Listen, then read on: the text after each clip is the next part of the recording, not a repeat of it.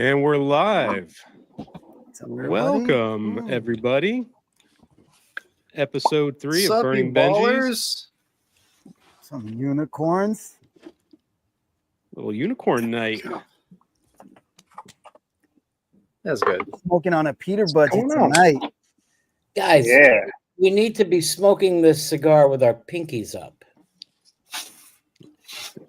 This might be the least fanciest out of the 3 we've smoked so far, though. I feel like a Dunbarton, Davidoff, and then that Plasencia Ometepe. Those were a little fancier. Then you get a badass with unicorn. the dildo. Yeah. Well, I wasn't really thinking of it that way, but yeah, the dildo. The dildo. I had a tip for mine, man. Midnight Cigars hooked me up with mine, man. So thank you, Eric, if you're watching, bro.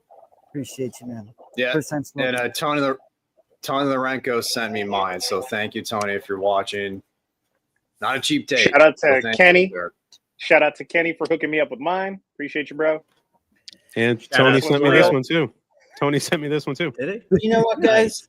Nice. Shout out to me for working my ass into the ground to be able to afford to fucking buy this the old-fashioned way. Hell yeah. The old-fashioned way. Cheers to you, Sal. Mine was sent in by JohnnyOCD, so thanks, buddy. I appreciate it. Who else is smoking this? Is there fire cured in here? Is there any fire cured in here? Or air cured tobacco? Any cured tobacco? I don't believe kind of gives that off, right? Until you light it. It does. The only description that I have found is that it's a Connecticut broadleaf wrapper with Nicaraguan fillers and binder. That's all I could find. Okay. I'll tell you what, when you light it though, that's pleasant. It does have that like barbecue-iness, smokiness. You guys getting that? Like a little charred meat thing going? Mm-hmm. Especially off the cold draw, man. It certainly tasted like fire cured or air cured or some sort of weird curing. Yeah. What's up, Felipe? Hope you're having fun at that birthday party, buddy. Couldn't be with us. He had a kid's birthday party in the morning, and then he had an adult's birthday party at night. Ugh. Yeah. Horrible, dude. Sounds horrible. So he's been drinking all day. Hopefully. That's what that means. It's the only way to get through some of those things. That's what I'm saying. Yeah, so if you're in the chat and you're smoking a unicorn with us, let us know. We want to know what you guys are smoking otherwise, what you guys are drinking. It is Burnin Benji, so I brought out some bourbon today. I got some 1792 12-year. Anyone else drinking anything good on the panel? Not me. There it is. How I might just look at it. I love this thing is still wrapped. This is a fresh bottle. It's a fresh pop. Little neck pour there. We'll see how it goes. I've had this before, though. It's pretty good. Neck pour. Yeah. Let's see. So it's pretty. He does have the bee rabbit vibe.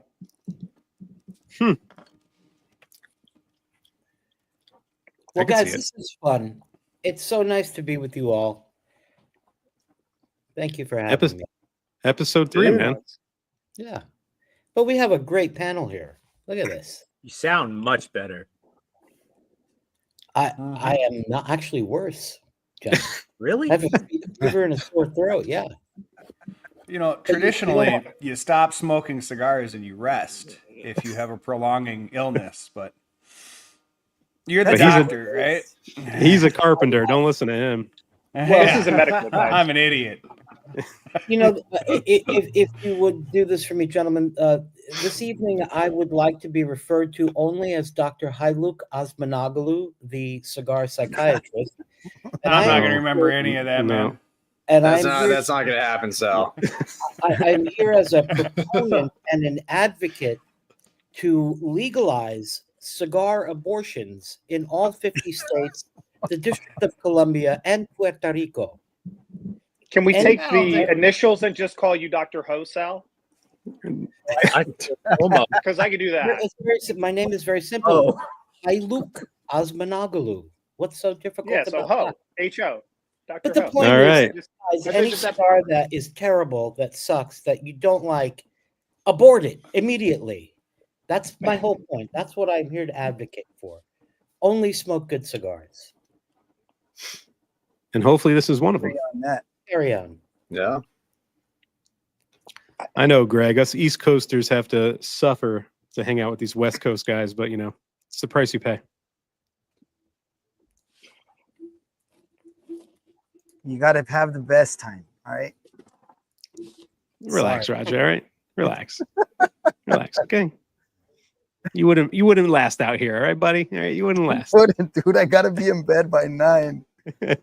Yeah. What's going on, Albert? So, gentlemen, what are you getting from the first few puffs? The puffs. Do you think it's pleasant, enjoyable? Any standing notes? Johnny, you look deep in thought. I like it. Hear me out. So, no, there's no hear me out. I didn't think I would really enjoy this, but I'm really impressed, at least with mine. Like, the smoke texture of this thing is just so thick. Like, it's super impressive. It's very creamy on the palate. Lots of pepper, just residual in my nose. I like it. Nice. Anyone else getting some flavor notes? I'm getting This is like a dried fruit kind of note. And I had a little bit of that. I told you guys it smelled like paint to me, and it doesn't. Now I'm getting a little bit of like, I got it in the beginning. It was kind of weird, but I'm getting like a little bit of a dried fruit note. I'm getting 0 pepper whatsoever. But I know this one's older. Mine's old because Eric said he had a few of them. So this one's maybe like 2 years or so. Because Eric said he had them sitting around for a while, and he sent this to me like a year ago. So yeah, the pepper's reserved on mine too, and I think that Kenny told me that he had this from the original release. So it's got to be what, 3 years old, 2 years old? Yeah. Yeah. If not a little longer. Yeah. I'm getting something. I can see. Go ahead, man. Sorry. I can see once Roger said dried fruit, I'm thinking apricot. Like that's the kind of sweetness I'm getting. It's apricot, oak. I'm getting some pepper on mine.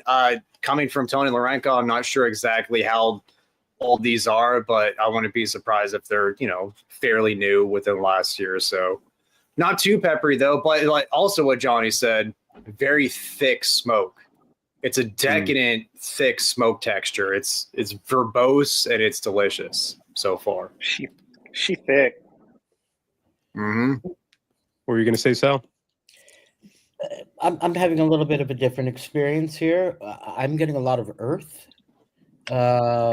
leather, and a little bit of black pepper, and that's about it. And maybe some kind of bitter espresso. That's what I'm picking up right now.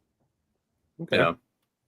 I'm getting it's almost like a fig kind of sweetness to it, but I am getting some leather, no pepper in mine. I have some of that coffee that you're talking about, Sal.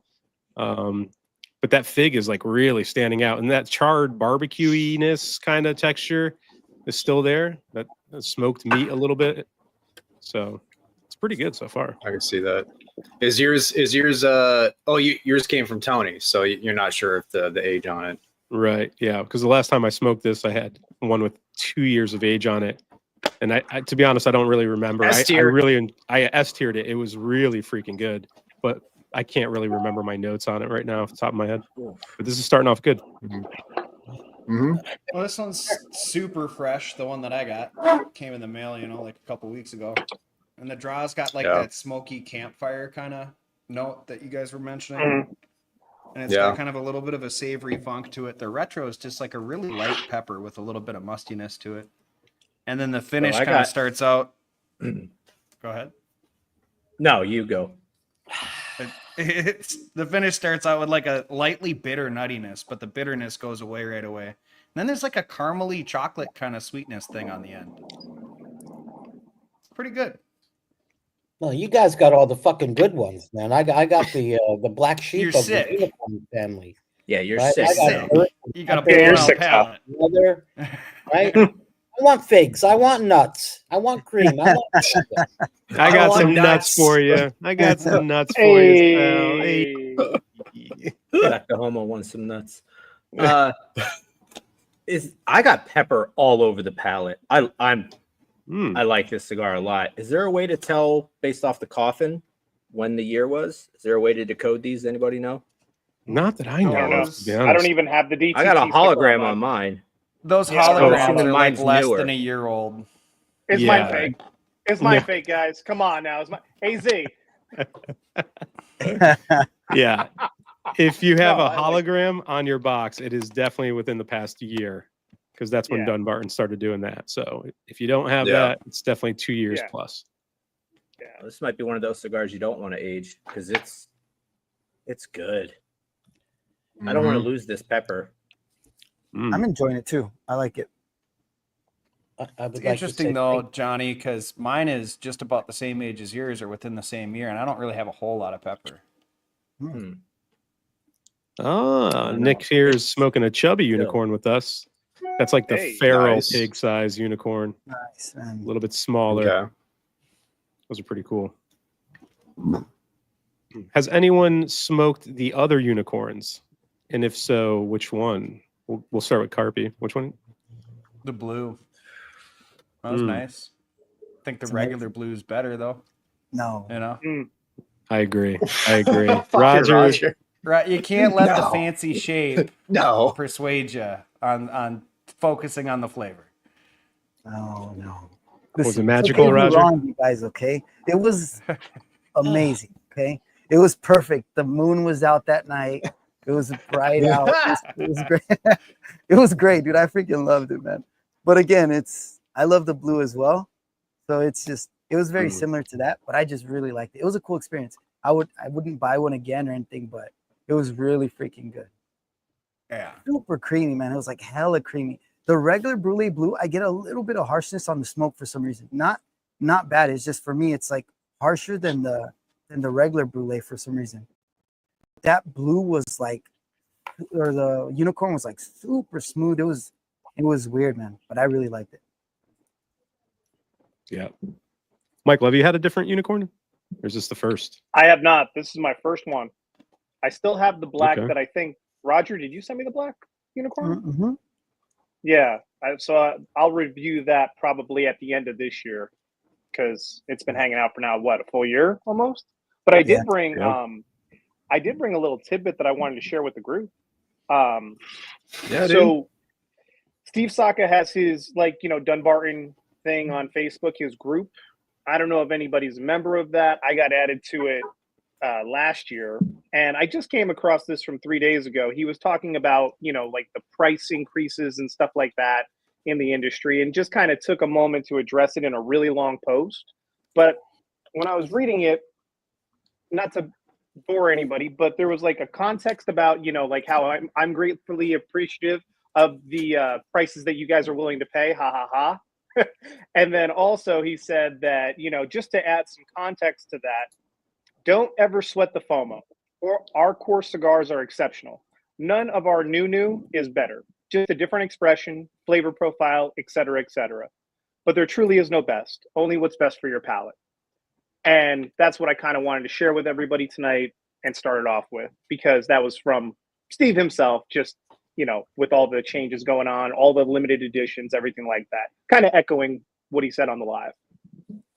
Yeah. And I think we all suffer from that, especially as reviewers too, because it's always like, what's coming out? I got to get that for the channel. I got to smoke that. A lot of guys try to get first to the review, post it so it gets the most clicks.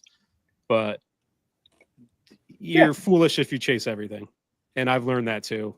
It's an impossible game to win. And we still do it. Yeah. Knowing. Yeah, but eventually, and as I will say this as the cigar psychiatrist, we do have to come to grips with our own honesty and our own truth. Like, yeah, we'll jump on the hype train, but then we find out, like, okay, you know what? Let's just be honest here. this is not for me. Maybe it's good for you. I don't judge you for Right. that. Great. If you enjoy it, I'm happy that you enjoy it, but this is not for me. Move on. And eventually we always come back to what is right for us, which, you know, is a great metaphor for life. We all have different palates. Yeah. We all are, you know, want the best for one another. You know, I don't know where I'm going with this, guys, but I'm now picking up like It sounds good. some kind We of like it. I like it. It's almost like a bitter sawdust I'm getting now, which is interesting. Yeah. The nice thing about having so many friends in the community, I'll say, is that if you miss something, there's a good chance that someone else scooped it up. So make a lot of friends, genuinely support people in the community. Don't just ask for cigars, but, you know, once you see someone that has something that you want, you haven't had, hey, you want to swap some sticks? Like last week I had Life Through My Lens, Tony from IG. He didn't get his hand on any Dondermas, and he didn't even ask for them. He was like, when are they releasing again? And, you know, I've known Tony for about a year now. Super cool dude. And I was like, dude, just give me your address. I'll send them to you. And I shot him over 2 Dondermas, 2 Golden Childs, didn't ask for anything back. And then next week in my mailbox, boom, he sent me like a dozen cigars and a thank you note. Like, that's really freaking cool. So it's stuff like that, you know. That's don't worry karma. about don't worry about catching all the cigars. You know, we're always looking for stuff, and someone probably has it, and there'll be a chance for you to swap or, you know, at least get a crack at it. It's a good plug for the Discord. Yeah. There's a lot of I'm trading just going saying. on. There's a lot of trading going on in the Discord. Is there going to be a trading tab, or is there one already, and I just haven't seen it? No, there isn't one, but, you know, maybe. Oh, Okay. okay. It should be. There you Should go. be. Yeah. All right. So well, I got 2 questions. My Cigar. contribution, y'all welcome. And don't make fun of me because I'm not really familiar with Dunbarton. it's going to be So hard. all these unicorns are based off of a blend, right? So what is the Muestra de Saka? Is that a blend line? Like I can go out and buy a Muestra de Saka that's not a unicorn? Correct. Yeah. Okay. Yeah. It's its own line. Like there are many Muestra de Sakas. Like he's got a bunch of cigars under that moniker. But So Micarita and it's Sin separate. Compromiso are not. Those are all the different blends. Muestras? Are all the Muestras different blends? Yes. A little bit. Okay. All of them. There's They're probably blended, next I believe, question is- for each Vitola. yeah. Why is this one 100? Is this 'Cause the best of the best leads? Because of the or, like, shape. what makes it 100? Higher primings, and the shape and the box. I believe Saka also said he sorts the wrappers, and his best wrappers for the Muestra line gets used on the unicorn. Are they all Makes sense. Connecticut broadleaf wrappers with just, you know, different blend of fillers and binders and whatnot? It's a good question. I think they're all different blends completely. Because you got like Nakatamale, Unstolen Valor, Bewitched. Like I'm pretty sure they're all different blends. I don't know if they all share a wrapper leaf, but I know they're all very unique. The Krakatoa was I think the first one I tried. Which I I've heard believe is mixed the reviews most on There is the no Krakatoa. blend. There is no blend that is close to what we're smoking right now. Like if I was to get a Flying Feral Pig or a T52 Pig or whatever, it's T52. Like if I wanted to experience this in a more budget-friendly environment, is there Muestra de Saka that I need to get? Not for this one, right? No. I might be wrong, but I think this one is blended off Unstolen Valor. I'm not 100% sure. It's not, Mike? No? No, the U-boat and the Unstolen Valor. Yeah, those are. Okay. So then this would be a This thing solo is project. fucking good. Yeah, this one was great. I know, like the black unicorn, for example, Johnny. Like you can get the Saka Con, and that's supposed to be based off that, I guess. But Peter likes the regular one over the unicorn. So it's like, So the black one's a Micarita. Yep. The blue one's a Brulee. Yep. Okay. And But this is Brulee its own Blue. thing.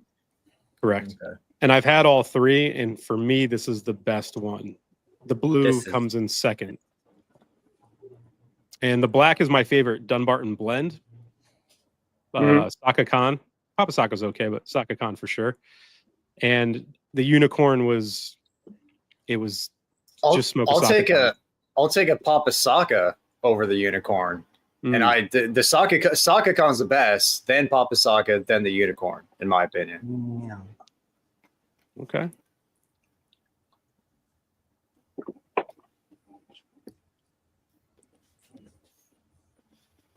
It's very good so far, though. I'm enjoying it a lot. Great. Yeah, It's very Mine is good. Picking up a little essence of that kind of dark fruit sweetness a little bit. But it's still predominantly, earth and leather and, that kind of Leather. crap. Mm. Yeah. I'm not really The filler notes. And Paul is burning his nostrils here. Matt, didn't you just review a cigar that burnt your nostrils off? Was that the Pappy? Oh no. The Pappy was just awful, just all around awful. The HVC, the Ometepe that the Carpy sent me. Motherfucker. That was You exactly fucking my guy. Smooches. That's You not the Black fucking- Friday you- 24, right? No, that's it. Yeah, that's it. Yeah. And it has Ometepe in it. It's Man. It ended up being a good cigar, but the start of it, holy shit. Like, because you know how, like, with all the My Father's cigars, the first inch is always just like, holy crap, that's hot pepper. Just blast. Yeah. It was that times two with this HVC. Nice. Insane. But then it was like really good. I thought like the middle the section first of the third- cigar was super good.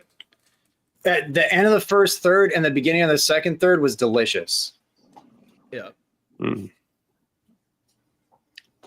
It'll probably age well.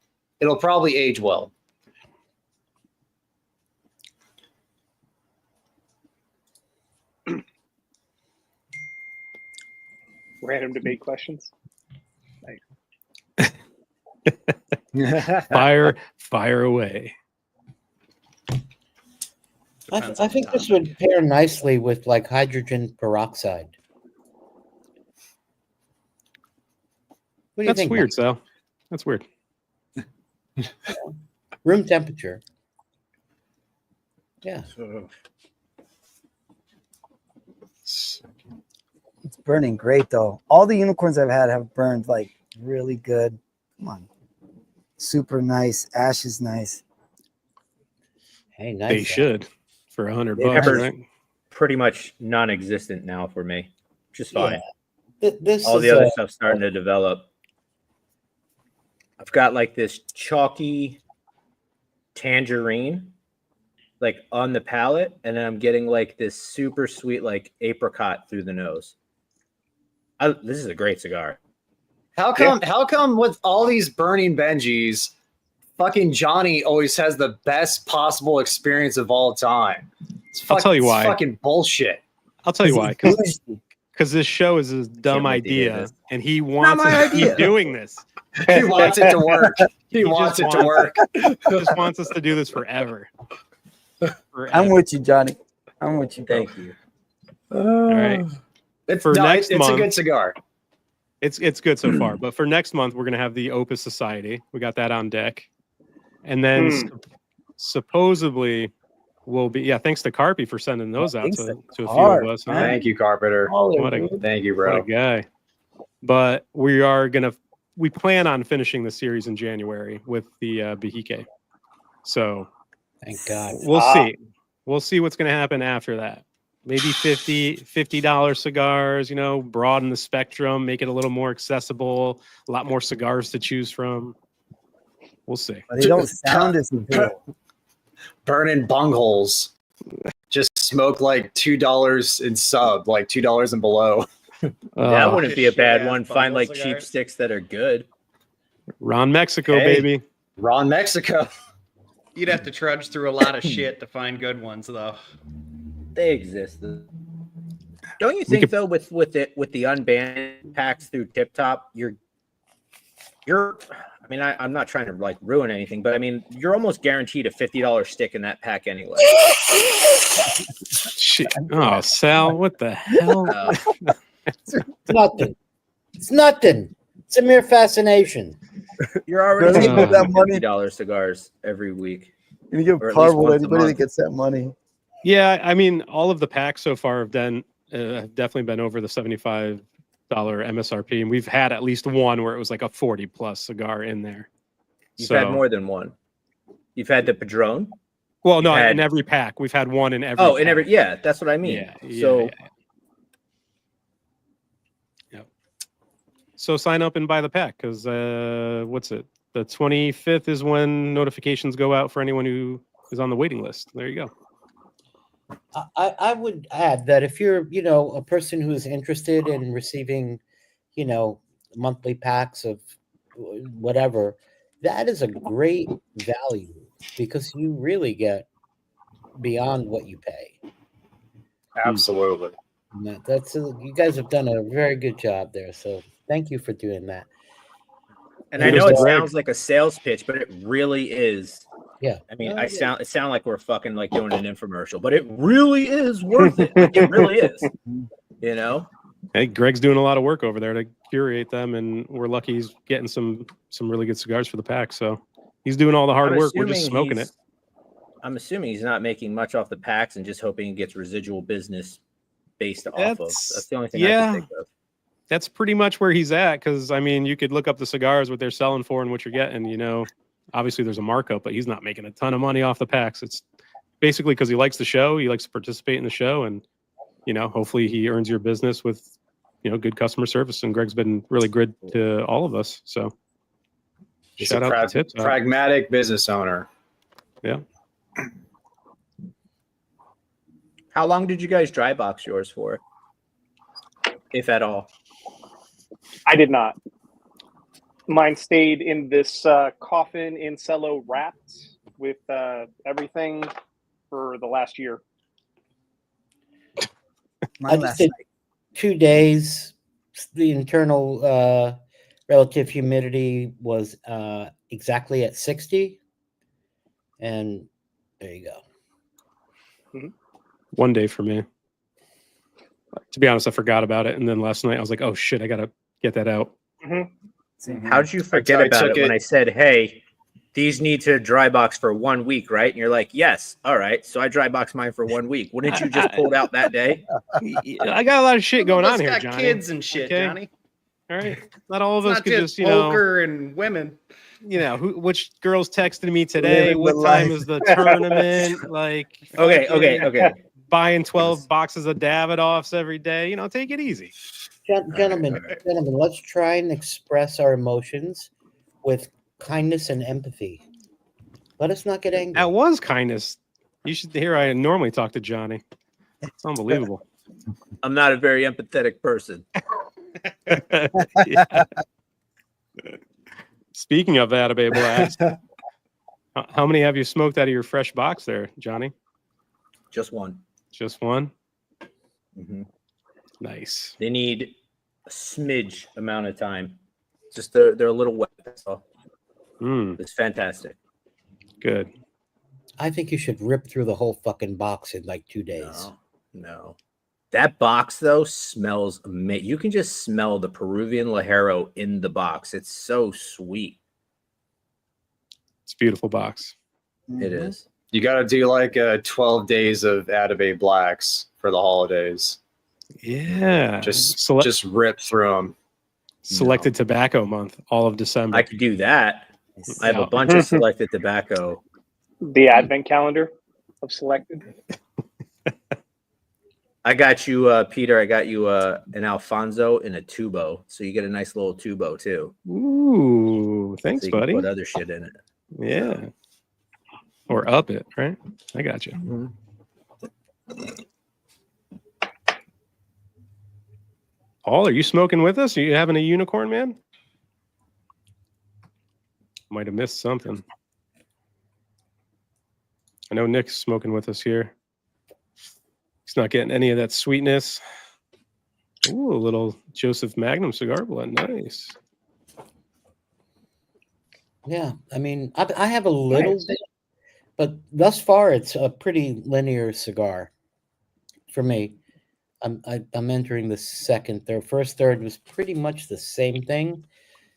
Into the second third, I mean, I started to pick up a little bit sweetness. I was hoping for it to develop a little bit more, but it feels like it's starting to pull back. I feel like at the end of the first third, more of the stone fruit that we got is now turning into more of that raisin plum kind of flavor.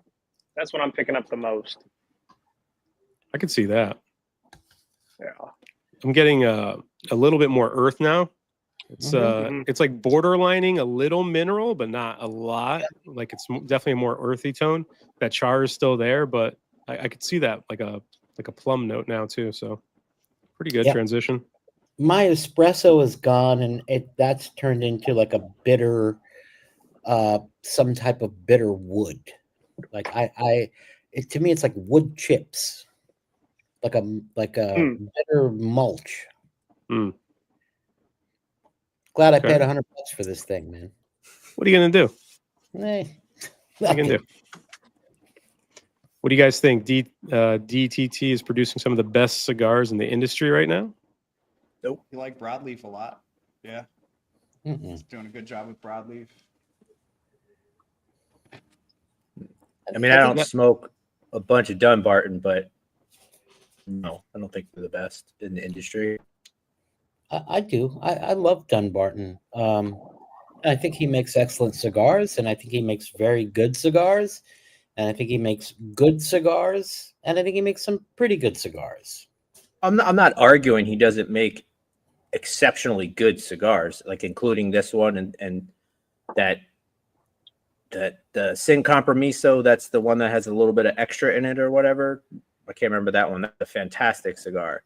But there's some Dunbartons that I'm just like, whatever. But selected tobacco, what is there, like one blend that is okay, where all the rest are pretty damn good, Like as far as a ratio of putting out bangers to non-bangers.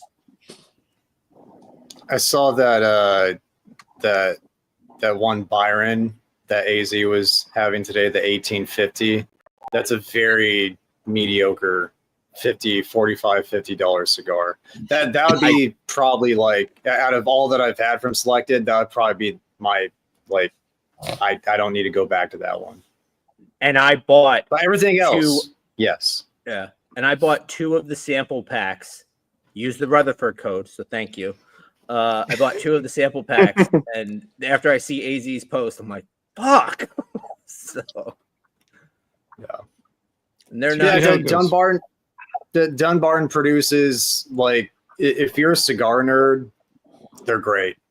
Like, because he uses a lot of broadleaf. If you like broadleaf, then he uses freaking Wisconsin Comstock.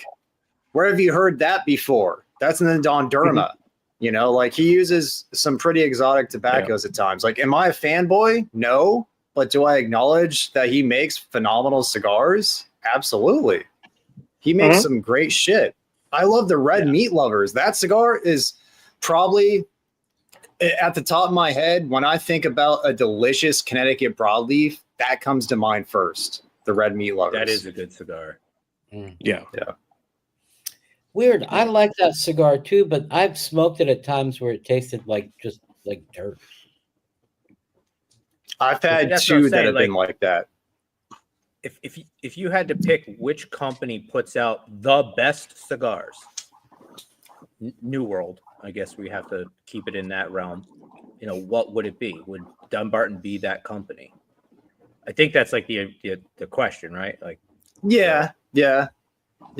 And I think your answer is much better than a lot of other people. You know what I mean? Like leaps and bounds better than some other people make cigars, for sure.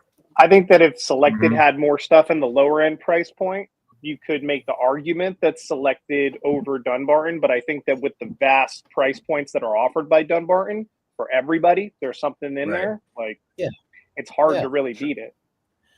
Well, but I know this is going to be very unpopular, but I think Fuente has, although an enormous line of cigars, you have a great quality smoke, a lot of cigars at price points that are very achievable, a great smoking experience, and then you can kind of go up the ladder with them.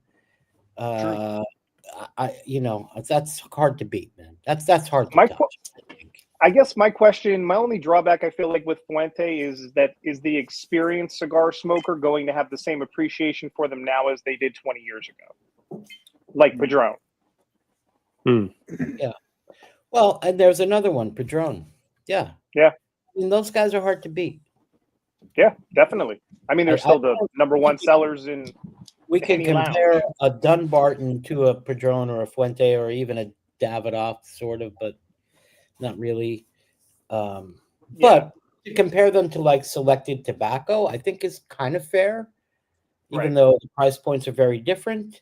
And I would definitely skew to selected tobacco, just for me. I mean, I think we've named basically 4 companies, right? Padron, Dunbarton, Fuente, and Selected Tobaccos, and I think they all do something different, and they all do it very well. So that's why like this, the best in the industry is really hard because it depends on what you're going for. I mean, all of them. I can say out of all of those companies, I've had the most construction issues with Dunbarton. So they're not the best in that. That's a great point too, because like if you imagine if Dunbarton was moving the amount that Fuente and Padron did at scale, it would fall apart. How would we feel about it? Because at scale, right, there's no comparison. Like Fuente and Padron are just moving way more cigars. Yeah.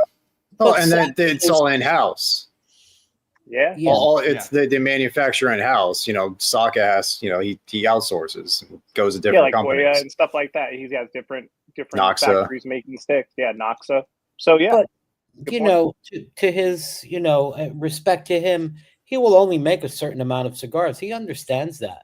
I can do this many cigars really good.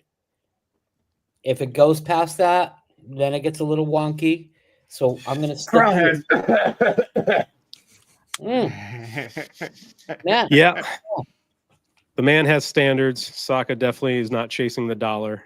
He understands the long-term play. If stuff's not ready to be released, he'll hold it back. And he's done that with shop exclusives, regular production stuff. And he's even said it in his posts, like, you're not getting any more bronze backs until like the end of the year. He'll just flat out tell people, like, I can't make them fast enough. I'm not going to rush the process. You're going to get the bronze back when it's ready. And that's how it should be. Yeah. Yeah. He's very transparent. Mm-hmm. And I think I know Fuente has that same mindset. We never rush the hands of time is their, moniker or whatever you want to call that. But, it's true. Like, you put cigars out when they're ready, not when the demand is there and you're rushing production just to meet the demand. Then who ends up suffering? And in the long term, it's the consumer. It's us, right? And we don't need to mention that brand again, but they are really fucking screwing us right now. Yeah, they're screwing themselves. They're screwing themselves. Smoking their cigars right now is sort of like smoking the decomposed carcass of an Aboriginal wallaby. Marinated in melted skin. It's different than domestic. The psychiatrist, Dr. Ho strikes again. And they have nice hats, though. You could wear a hat and smoke the decomposed carcass of the Aboriginal wombat or wallaby. Speaking of nice hat, since you brought it up, Sal, look what Innocent sent me, huh? Awesome. You lucky Blumpkin. Yeah, you lucky Blump. He knows I'm a Bruins fan. He got me the black and gold. I didn't even ask for this. That's it just showed up. But then he messaged me, sick. when are you going to do my show? And I was like, fuck, I guess I got to do your show now. So I don't blow Inno off anymore. Inno's such a cool guy. For sure. He sent me this one. Yep.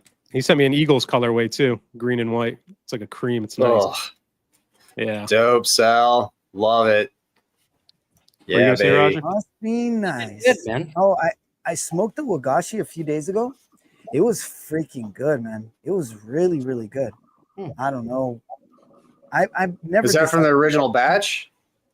I don't think so, because I got one. I got some from Neptune a few like weeks ago, and I just barely smoked one, and it was really freaking good, man. So I wonder if Saka, like hearing feedback, I wonder if he's like tweaked the blend. You know what I'm saying? I've never disliked it too much. The final third was always bad. This one was really good all the way through. It didn't get bitter on me. Didn't get that funky taste that I gotten on the last ones. Really enjoyed it. Grab some booze. Be right back. Yeah, I think with the Wagashi, everyone was just expecting something blue-esque. And when it came out and it was just a Connecticut, I was like, this is not what I thought it was going to be. And then I think as people kind of forgot about that and then revisited the cigar for like what it is, they're like, oh, this is a pretty good Connecticut. So I think that's what came into play, because I was really thinking it's going to be a long, like sweetened, kind of have that, just that nice blue flavor throughout. And it had none of that when we all smoked it for the first time. So could be part of it. Super creamy, dude.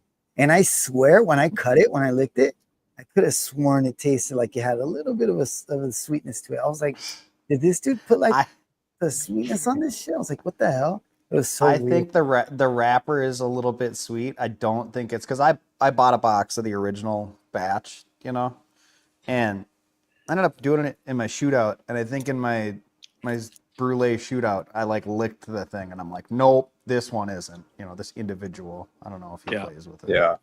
How'd you lick it? I have a theory. Just kind of get it like from the base all the way to the head. Yeah. Kind of go up onto it. That's nice. Good technique, bro. Okay.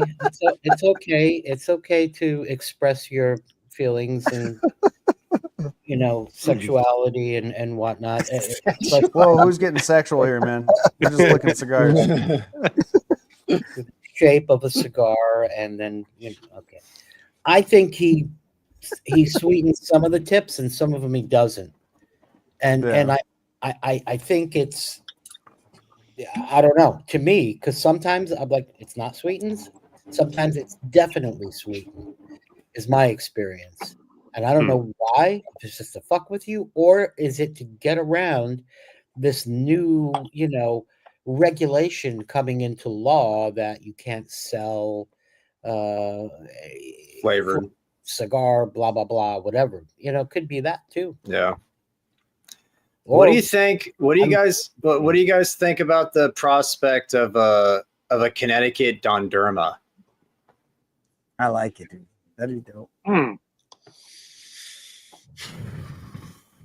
do you Sounds think that would good. go? Ice cream with the waffle cone? Yes, that's what I was thinking. I think you're almost describing a better version of the S84 by Drew Estate. Yeah. I mean, that doesn't take much for it to be a better cigar than that. I don't It's think not terrible. It's not a bad It's not- cigar. Yeah. But at the same as far time, as Connecticut's, it's kind of a dark cigar there's with a lot a of shade wrapper. No, good point. Good point. Because I think that one has like a MSA binder on it. Nice little. Good. I think also Maduro on the filler with the S84. I'd like to see Don Derma with like an Ecuadorian Connecticut wrapper, huh? Yeah. That I wonder if I can make one in my basement. Cut off the wrappers and then just fucking lick one together, Oh yeah. Do it. Yeah. You could do it. I got enough. Use Albert's glue. I'm almost out. That stuff's so good. Johnny's chugging is over there. Did you see him repair that or the Placencia dragon or The rabbit. Rabbit. The rabbit. Yeah. Bro, best free Surprised at cigar that cigar. ever. What happened to that rabbit, dude? Someone step on that thing? I mean, It's they're a rabbit. They're They're brittle as fuck. They're super brittle. If you walk into like most lounges and look at them, they're all like cracked and shit. So it was the last one he had, and he's like, "You want it?" He's like, "I don't think you can smoke it." He's like, "But if you want to just have it, to store it," because I told him I'm like, trying to collect all the Placencia Zodiacs. I was like, "Yeah, sure." I just smoked the thing. So what I'm hearing here, guys, is that through the brilliance of Albert and his talent for making cigar glue, it has enabled us with the opportunity to go to local B&Ms and find cigars that are fucked up that they'll give away for free, and we can use Albert's cigar glue to fix them and smoke a $50 cigar for nothing. Thank you, Al. Or we can why you're the doctor. I mean, go to the lounge and crack a bunch of cigars and be like, "What do you want for these?" Nice. I appreciate Skinny's comment here. Yeah, thanks, Skinny. Appreciate OCD it, bro. looking like if Tony Hawk didn't make it. What does that even mean? Who knows? Who cares, man? I don't know. I don't know. Trying to Michael, say I'm a bum? You're a V cut guy, right? So that Saka Mike cutter loves his V cut. wouldn't do you I any do. good. No, Saka cutter. That's why I held up my cutter, because I was just like, this is the one that I use. I use it on every single cigar, and just how I roll. Always I been a love V the cut V guy. too. I go with the Oh, Angle. cut. Oh, never mind. No, I don't V cut. Cuban cut. But back to the cigar, guys, that we're smoking. Mhm. Mine is kind of settling in now, and I'm enjoying it a little bit more. Still getting some of the other notes that I discussed earlier, but there's I'm picking up a little bit of some type of florality, like a more of a grassy type of florality. Oddly enough, a little bit of breadiness maybe is creeping in. And I don't know if it's like a chocolate sweetness or a caramel sweetness, something in that realm is now entering into the stage of the cigar where I'm at, which is a little bit past the halfway mark. So it is becoming more enjoyable to me. It's warmed up, Yeah. Let's see what happens. And on this note, the infamous guys are always welcome on the show, of course. And nice plug for Cigars Daily. Tomorrow, we're doing our Terrence episode of Cigars Unbanded. Mm. DJ never comes. We've invited him like a bunch of times. He is a fucking great guy, man. I love him. But he Congrats never on the makes it. 10K. 10K, Yeah. man.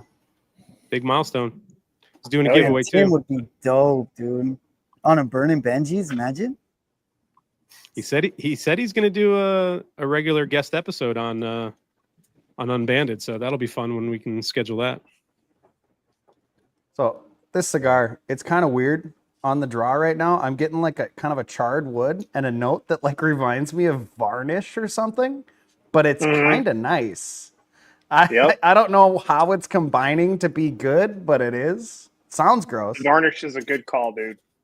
Do you think it could be like essences from the varnish that's on the coffin?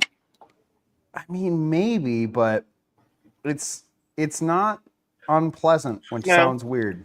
I don't think so, because it's lined pretty well with some cedar, dude. I don't know if maybe Yeah. the newer ones are different.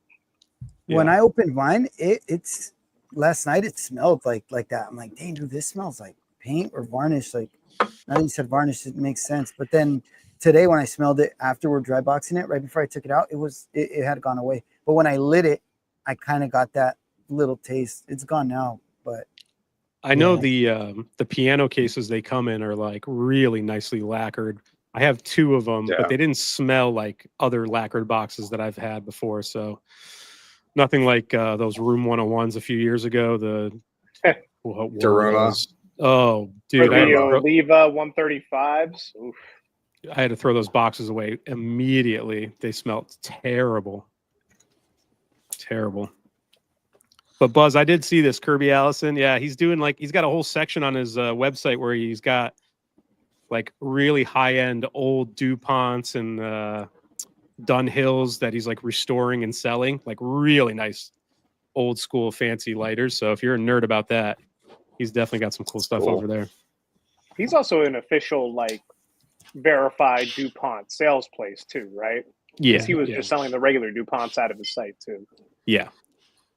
If you guys smell the inside of the coffin, it's very reminiscent of like an old sock closet or a sock drawer. Like a cedar drawer? Kind of, but it's got a this funkiness to it that's almost putrid. Mine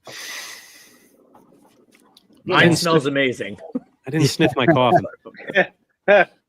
Yeah, mine reminds me of a sock drawer, and but from like an antique piece of furniture that's kind of gone through some kind of oxidation and mustiness is set into it, and cedar, and you're getting a combination of these things that remind me of like grandma.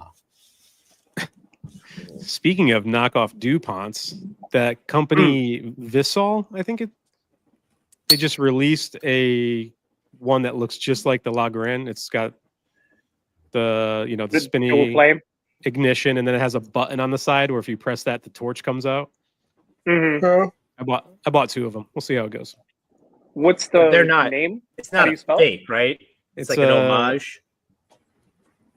No. Apparently, it's a copy of another brand's lighter from previous years. Just like the generic version. Yeah. Yeah. It's like VISOL. Yeah, JD like that? JD just said in the comments. Yeah, Oh, something cool. like that. 50 Beautiful bucks. lighters, man. Oh. I think Roger's got a real one, right? Don't you got a fancy boy, Roger? Mm-hmm. Sal, It's not I think working you right now. do, right? What was that? The DuPont lighters. I have the DuPont torches, which are great, but Yeah, I've got a couple. Neither one of them is working right now. Dude, when Yeah, I I think put for the fuel in money, it and I let it go, DuPont you could torches are hear it nice. like spraying the fuel back out, dude. Yeah, And I don't know if Yeah. you're supposed to screw it back in before it comes out, but something's wrong with mine. Mine too. Exactly. They're doing the I same think they thing. have, And then Same deal. I have I that. think they have kind of- like rebuild kits for it. Mhm. Yeah, my soft flame is doing that, and then this one here, whatever this is, a kind of a jet soft Extreme or something. It's completely fucked up. But every other lighter that I have that I paid $9 for is working perfectly. Yeah, dude, same here, man. From the smoke shop, those things work great, dude. It's just like The God best Fucking lighter I jet own line. damn. Yeah. is the Top K. With It's like 2 for Zippo. 14. I clean love this butane. little That's guy. it. Nice. LE Blue.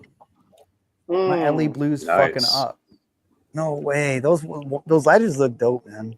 I gotta Nice. click it like 10 times, and I keep using it Can on you s- videos too. So you just see me go click, click, click, click, click, click, like an idiot. LE Blue though, they have a warranty, right? They're pretty. Oh, strong. Yeah, I gotta send it Send in. it in. Send it in, Carpy. Try one of these Vissols in your in absence, right? Mhm. Pretty good ash there, Sal. Yeah, it That's is. beautiful. The burn line's a little wavy, but not a big deal. The ash is holding on nicely. The cigar is progressing for me into a little bit of a better cigar. Am I really enjoying this? It's okay. Yeah.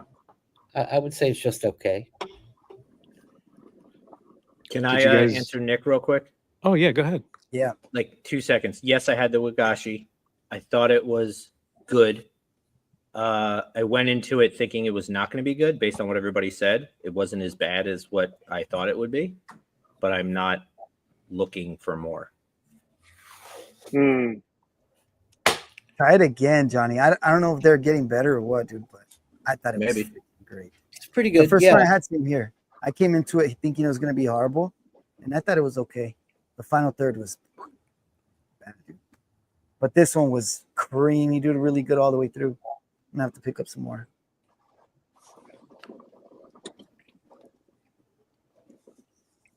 I would like Keith made to, his. I was just just real going to quick. acknowledge Keith. Him and Sal both did his episode this past Thursday. It was a lot of fun. Great episode. That was Oh awesome. yeah. That was so nice. Thank you guys again, and it was so nice to be with Keith and you guys together. That was awesome. I would like to acknowledge. I saw a comment that AZ made much earlier, saying, "I'm here for Sal," and I just want to acknowledge that. Nice. I Yeah. appreciate that, and I'm here for you and all of us. Sal's There not you here. go. It's Dr. Hyde. Dr. Hi, Ho. Luke. Repeat after Ho. me. Hi, Luke. Everyone. Hi, Luke. Luke. Oz Monogaloo. What does that mean, Sal? Doesn't mean anything. That's my name for today. Dr. Hi Luke Oz Monogaloo. I thought there was like a backstory. Yeah. There is a little bit of a backstory. I'll tell you offline. R-rated. Thank you for the super sticker there, my cigar stash. Nice. You guys dope, man. Oh yeah, this is when we were talking about Matt's coffee head earlier in the show there. Brown hats. Are making cool hats. Make great hats. You know, since I've been smoking my lounge a lot more recently, I have a Colibri, what's it called, Julius or something. It's a dual soft flame. I've been using that in the lounge, and it's kind of cool. It's, you know, it's not rushing it. I feel like I'm taking my time lighting the cigar, burning it nice and slow, getting the edges crispy. You know, it's a whole different kind of thing.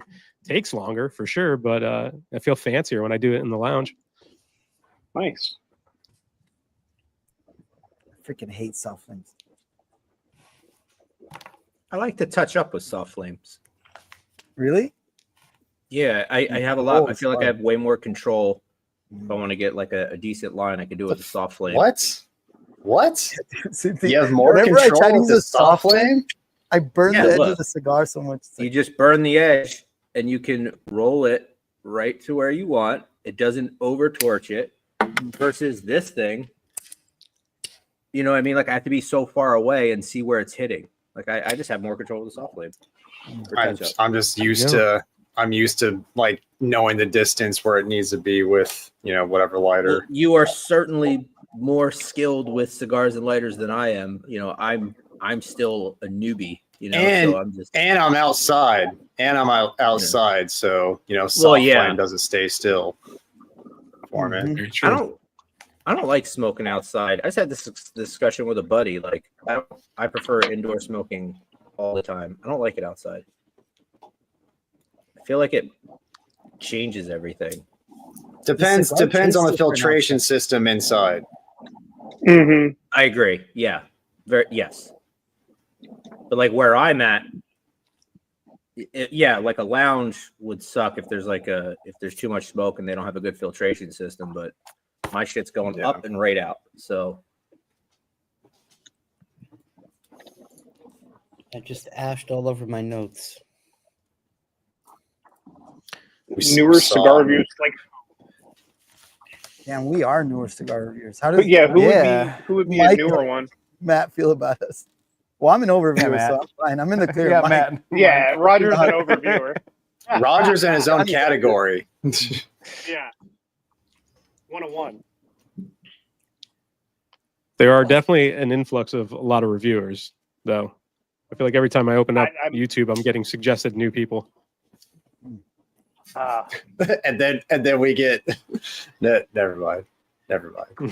I think you gotta.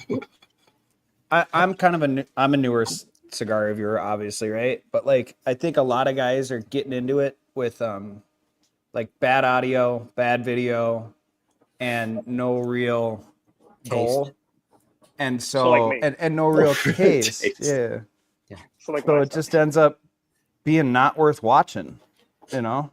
Get your And fucking a audio lack figured out. and a lack of knowledge of what they're actually smoking, you know, what the components are, how they were produced. You know, you can dive a little deeper.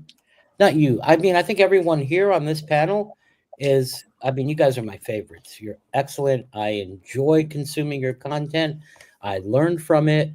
You know, it influences me and I appreciate it. But there are people that I just can't fucking watch anymore. I just can't, because they don't know what they're talking about. I don't want to waste the time listening to that. It's not entertaining to me. I get nothing from it other than a little bit of frustration. So I just I feel like you just described me. But I mean, after this, Sal's just gonna hate watch Johnny OCD for like 5 hours until he passes out. Johnny, I fucking love you, bro. No, I'm not talking. no, about I know. Okay, so insecurities aside, Johnny, you have a great palate. You're a great guy, and you know how just when we're on the Discord, how you're describing what you're experiencing is spot on, man. I mean, there's no gray area. You know what you're doing. You know what you're talking about. Well, isn't it true too though? Like everybody's palate is like I feel like when you watch reviewers, you want to try and find. I mean, there's definitely a lot of reviewers to watch, but sometimes you just have like a palate that's more dialed in with a specific person. So like sometimes I might taste something and you're like, I'm not getting that at all. Well, I'm not lying. Like that's what I get. You know what I mean? Mm-hmm. So maybe you'll get it, maybe you won't. And I think that's just where it's at. But at least with my stuff, I don't claim to know shit. I always say like, I don't even know what the fuck I'm talking about, but this is what I'm experiencing. And I'm this far in. And if you like cigars and you're new and you like 3-hour-long videos, I mean, there we go. So, but you're able to genuinely articulate what you're experiencing. Yeah. Okay. There's that, but then there's the guys. I don't mind new reviewers. I don't mind any reviewers except the ones that pretend like they're experts, and they're not. Like they spout all these opinions like as if they're fact, or they say random shit like, "Oh, that's because this cigar does it." It's like, bro, that's not true. But I've said stuff on accident, but I always say I'm not sure. I didn't research this stuff. And then I wait for Carpy to correct me in the comments. And I'm like, okay, go listen. It just made that well, shit I mean, to the point being, right, like, and I don't mean to keep rehashing this on this episode, but I'll talk about it once more. Like, I smoked a fake Cuban this past week on the channel, did a review on it, and it was Carpy and some other folks that pointed it out after the fact. And it's like, when I tasted it, did it taste different? Yeah, but I was like, okay, maybe they're going in a different direction, right? I can't just say at the beginning of the review, like, this kind of tastes fake or it tastes off until I smoke through the whole entire thing. And then, as it had little glimmers of hope, I was like, okay, well, maybe it just didn't hit my palate the right way.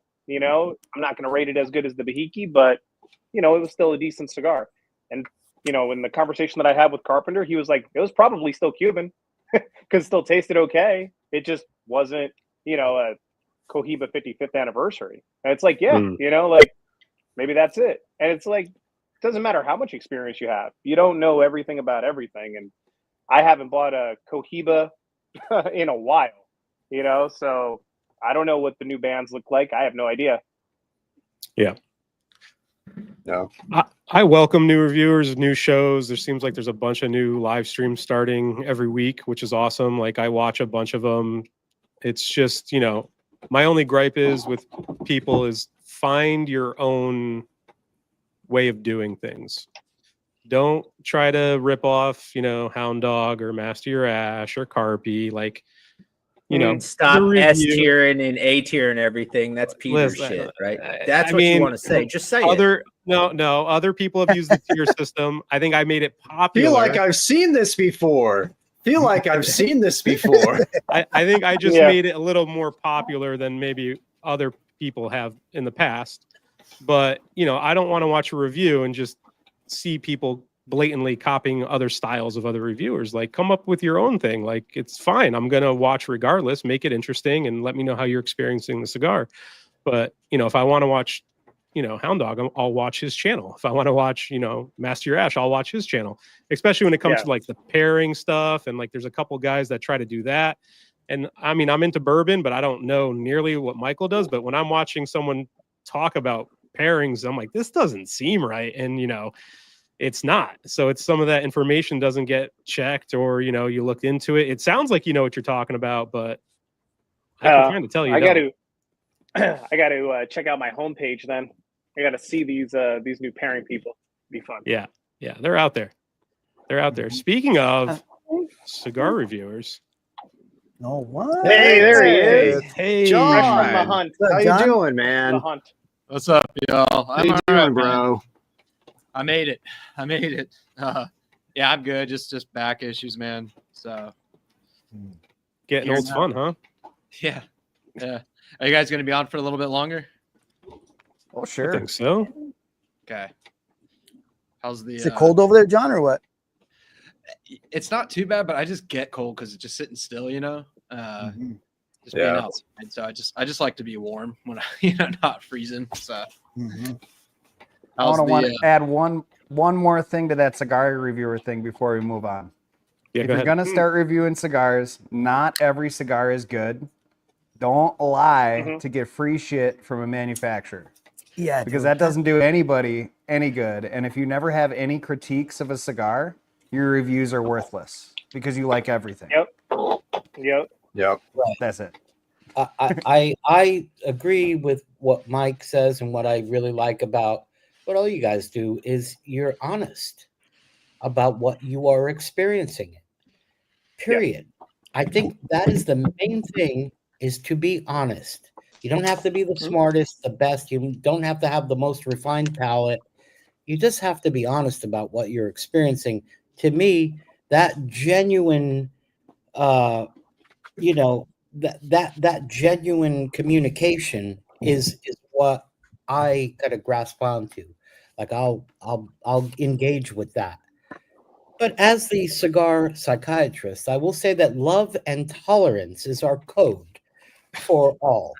That doesn't mean that you have to watch it. But or really tolerate it. Yeah. You can tolerate it by not watching it. Yeah. And to piggyback off of Carpy's last thing, we can totally tell that you're just bullshitting, saying a cigar is good just to get a brand owner on your show or, some free shit. Like, we know because we smoke those cigars too. And when eight guys on this screen go, that cigar sucked, and you're like, that was the best release this year. It's like, you sure? Most of the guys that do that, Peter, are guys that really know a lot about cigars. They've been in the business for a long time. They just happen to be in the business of selling cigars. So That's it behooves them There's that to too. promote these cigars that people can go on, and buy them virtually or in person or what have you. So that's an interesting thing too. Yeah. Yeah. I don't watch that either.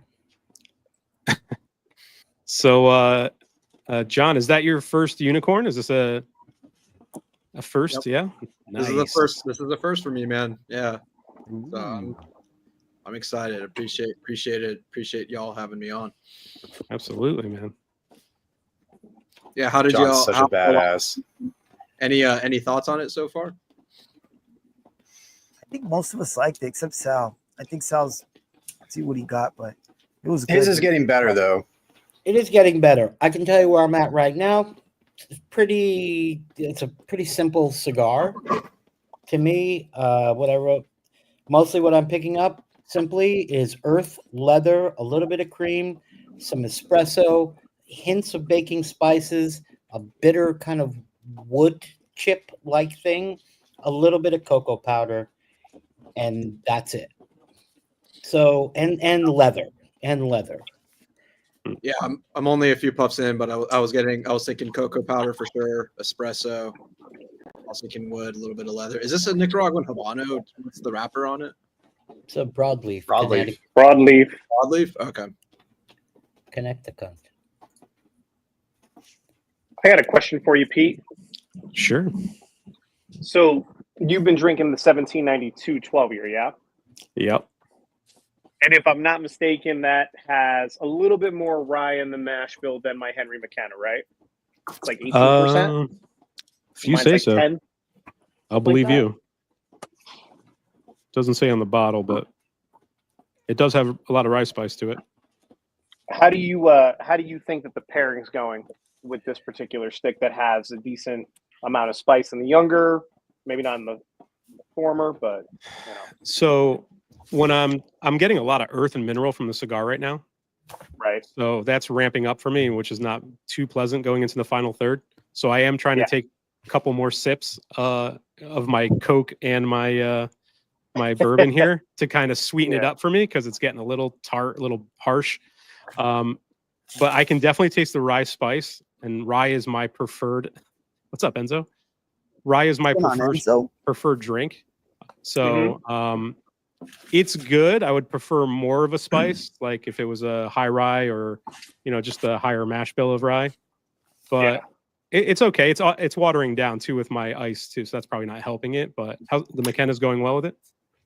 The McKenna, I feel like I need more rye. So I agree with you on that. Like I needed something a little bit spicier for this guy. It's good. It's just, I've had to, this is now my third pour. So Yeah. Yeah. That's good. That's good. Yeah. We're feeling good. Hell yeah. So where are we at? Where are you at on this thing? I'm We are getting into the we're final in the third. final third. Yeah. Just getting started. The cocktail pick. I love it. Johnny's down to the nub. Still going well, Johnny? Nubbins.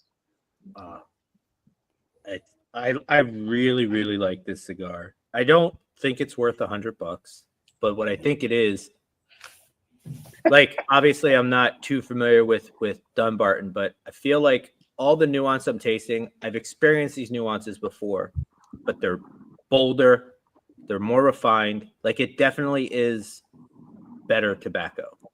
There's something distinguished about the cigar, but it's not worth $100 to me.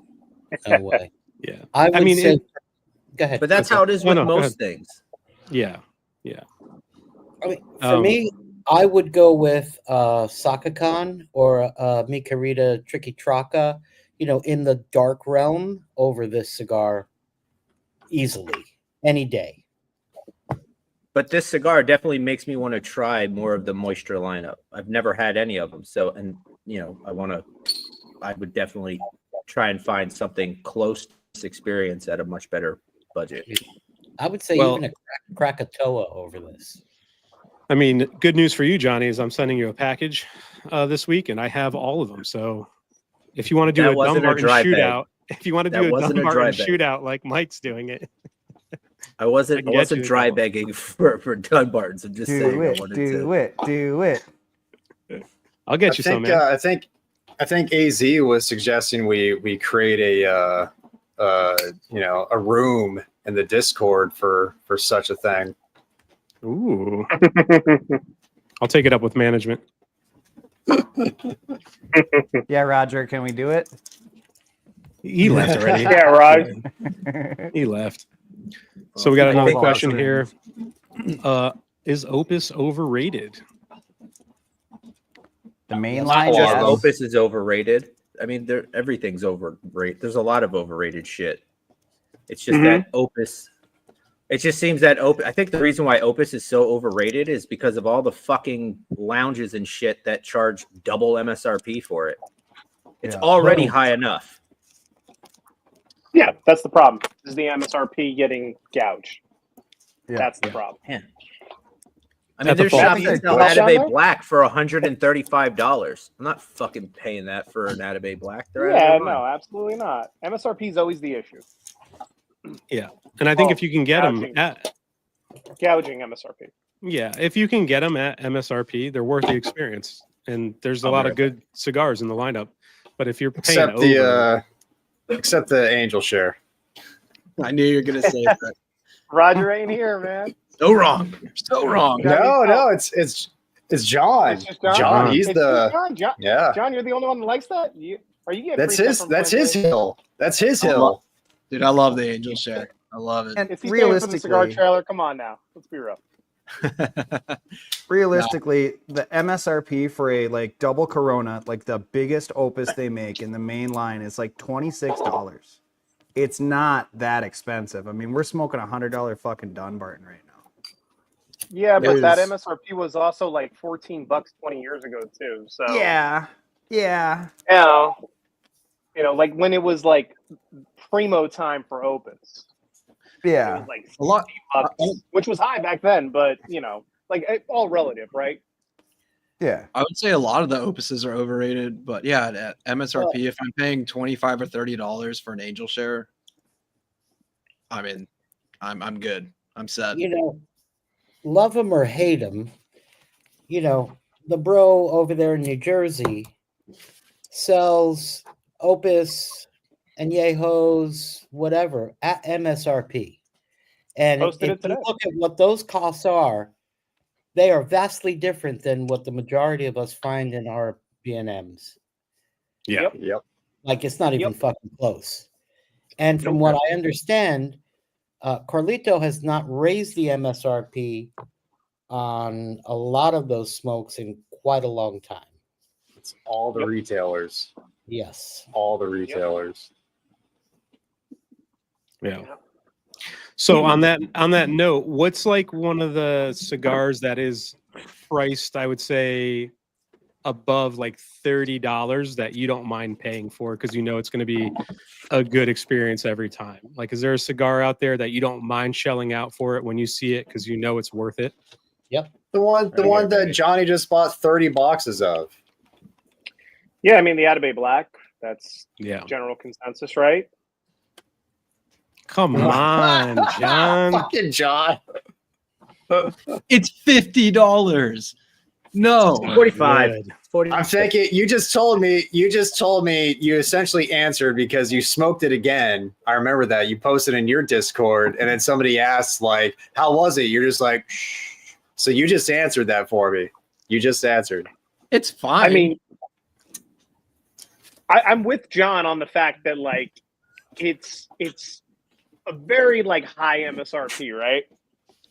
And there's so many cigars that I could find under that I appreciate almost just as much, but it is a very singular experience. yeah, and it might just be my palate, y'all. You know, like because I'm not one of these people that think that there's no cigar over $10 worth it. Like I don't find it. Right. Some of the high ones can be worth it. So I the black just doesn't do it for me for that money. Yeah. Like, and again, it just could be my palate. I tried it again. You know, I'm gonna post the Redux here probably this week. It just didn't do it for me. So Yeah, my What are Leopard other- Limitada Redux will be out before the Cigars of the Year. So we're gonna do this again just to be sure. Like the due diligence is gonna be here, trust me. Well, what about other $30? Like, I'm talking to John. Like other $30+ cigars from Selected Tobacco. Do you like Byron 21st or the Alfonso Extra Añejo? So I haven't tried them yet. One of my subscribers just sent me a bunch, so I'm gonna start catching up. But yeah, I actually haven't had a ton of experience with Selected Tobacco. I've heard really good things. I've had a regular Atabey. Like I like that cigar a lot. So I mean, yeah. Like so for me, there like I said, for me there are some cigars that are a little bit more expensive that can be worth it. The black for me just for some reason just doesn't strike me like it does you guys. Is that my fault? I was just curious if it was maybe like the Peruvian Ligero, because almost everything Selected Tobacco has Peruvian Ligero in it. So I'm curious if maybe that's just why you don't like it, is that some people just don't like Peruvian Ligero, and like that's in everything that Selected Tobacco makes. Yeah, I mean, in the past, I can't recall the exact cigar, but I've had not I don't know if it was Peruvian Ligero, but I've had Peruvian tobacco, and I typically like it. So I would say, you know, I'm a huge fan of the regular Atabey line. I don't mind paying over $30 for that. I get a great experience every time. There are certain padrones that way, like, you know, maybe the 50th is or even what we smoked the other day, the PB97 Maduro, you know, Great cigar. Yeah, things like that.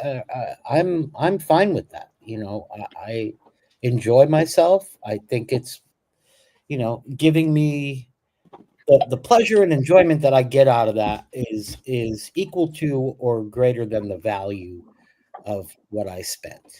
And you know, at the end of Romeo the- Wide Churchill.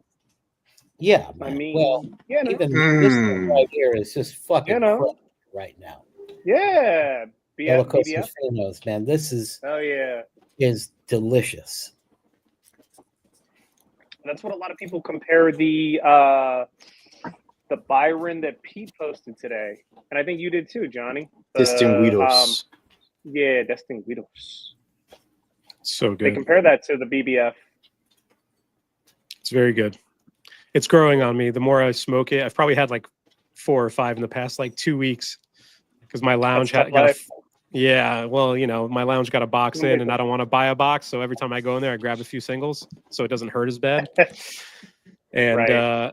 I just, man, that cigar is really freaking good. And this little 4-inch by 50 is $30. It just hits immediately right out the rip. Like Alfonso, yeah, selected. Yeah. There you go. Boom. Another one, although it is a little overpriced, but a great cigar is the Davidoff Grand Cru Diademas. Diadema. It's a I think that's worth every bit of $60+ too. it's a lovely fucking cigar. I've heard nothing but I have good things about that cigar. no, but I've had a handful since they've come out, and I've enjoyed myself while smoking it. The whole fucking cigar. Nice. This Etafal is better than the unicorn. Sorry, Saka. It's a That great Etafal's cigar. amazing, man. God damn. That is such a great tasty stick, Yeah. man. It was on sale too. No. Johnny, so the ones you guys got fake for sure, or were those you guys were just joking? Yeah, no, Johnny's were definitely fake. For real? What? But see, I never The used to worry placentas? about that. No, at the shut up. They're not fake. I Oh, am I thought certain of somebody it. was saying they were fake. No, it's a Making joke fake because I placentas got them Oh, okay, for okay. I got a box for $340 or some shit. Yeah, they were on sale, Oh, man. gotcha. Well worth it. 34 2 bucks a stick. boxes. Fakes are cheaper. I mean, Yeah. Actually, Charlie, the guy who told us, exactly how he feels about Opus, he went halves on the first box that I got. There you go. He knows. Yeah, I stocked up when I found them because you're not going to find them for much longer. So I really enjoy that. I stocked Placencia. up on the Tigers. I love that cigar. I just bought 2 boxes. So The problem with all the where are all Opus these thing, too- tigers popping up? Las Vegas. It's about all I can say. That's right. We got A them. warehouse in Las Vegas that sells cigars. We I got got a You will friend. find it. I got a friend on. I put a IG link in that- the Discord. Oh, you That's what did? happens when you Yeah, try yeah. selling them for $120 before F1 and nobody wants to buy them. You got, overstock. Ouch. Oh, yeah. This cigar is phenomenal. This is The races are going on right now. I'm going to clean up next week. Going all the amazing. B&Ms. We're Nice. smoking our second cigar that we're enjoying more than the first cigar, which was $100. My I second still cigar hold that sucks. cigar. Well, we've been tiering them to kind of keep track of like the 5 that we're smoking. So if you guys had to put a Peter tier on it, what would you give that unicorn? B. Or B, Hound Dog B. B. So far, B. I'm going to say with the extra couple of years on it, I'd probably go to an A- on this or B+. Mm. Yeah, I think it's a B for me as well because that C for Sal. The one I had for 2 years of age on it was definitely way better, way better. Mhm. So that must be a newer unicorn. If you have them, age them. Rest Yeah. What's the highest score a Benji has gotten? What did the Royal get? B. Was better than this. I think they've all gotten Bs, to be honest, right? Hasn't every single one gotten a B? No, the Ometepe, Tome I was the Tepe. only one that liked that cigar. I know it's that bad. I enjoyed this cigar more than that Placencia. You know what? Maybe this one was closer to A for me because I did really enjoy it all the way through. But I always say A, and I feel like I'm Carpy's in my head now. I'm like, God damn, I can't Okay, do all man. these. Did any of you You're an guys- overviewer. It's okay. Yeah, that's Yeah, true. you're an Okay. overviewer. It's an A. It's an A. did anyone experience that the cigar was fairly linear? That Yeah. was what I was going to say. Some Like, things Yeah, might have, especially second third to the final third, it really stopped. If anything, it took a step back. Yeah. and became muddled. So the complexity and balance just sort of became a little bit muddled. Once Maybe I that's what got happened on the blue too when I smoked that. Yeah, Blue was I ass. enjoyed the first third the best. I agree with that. I enjoyed the second third the best. I mean, Yeah, I enjoyed initial light up, but if I had to rank the unicorn, I would say right in the middle, A, not A plus, not A minus. And the thing that stops me from making it S tier is that it was very linear. It had nuance. It didn't have a bunch of nuance. Didn't have a bunch of complexity. I thought it was decently balanced as far as like the nuances that I was getting. But I wouldn't. I'm trying not to put price into the factor of it. Like I would smoke that cigar regularly if I could afford it.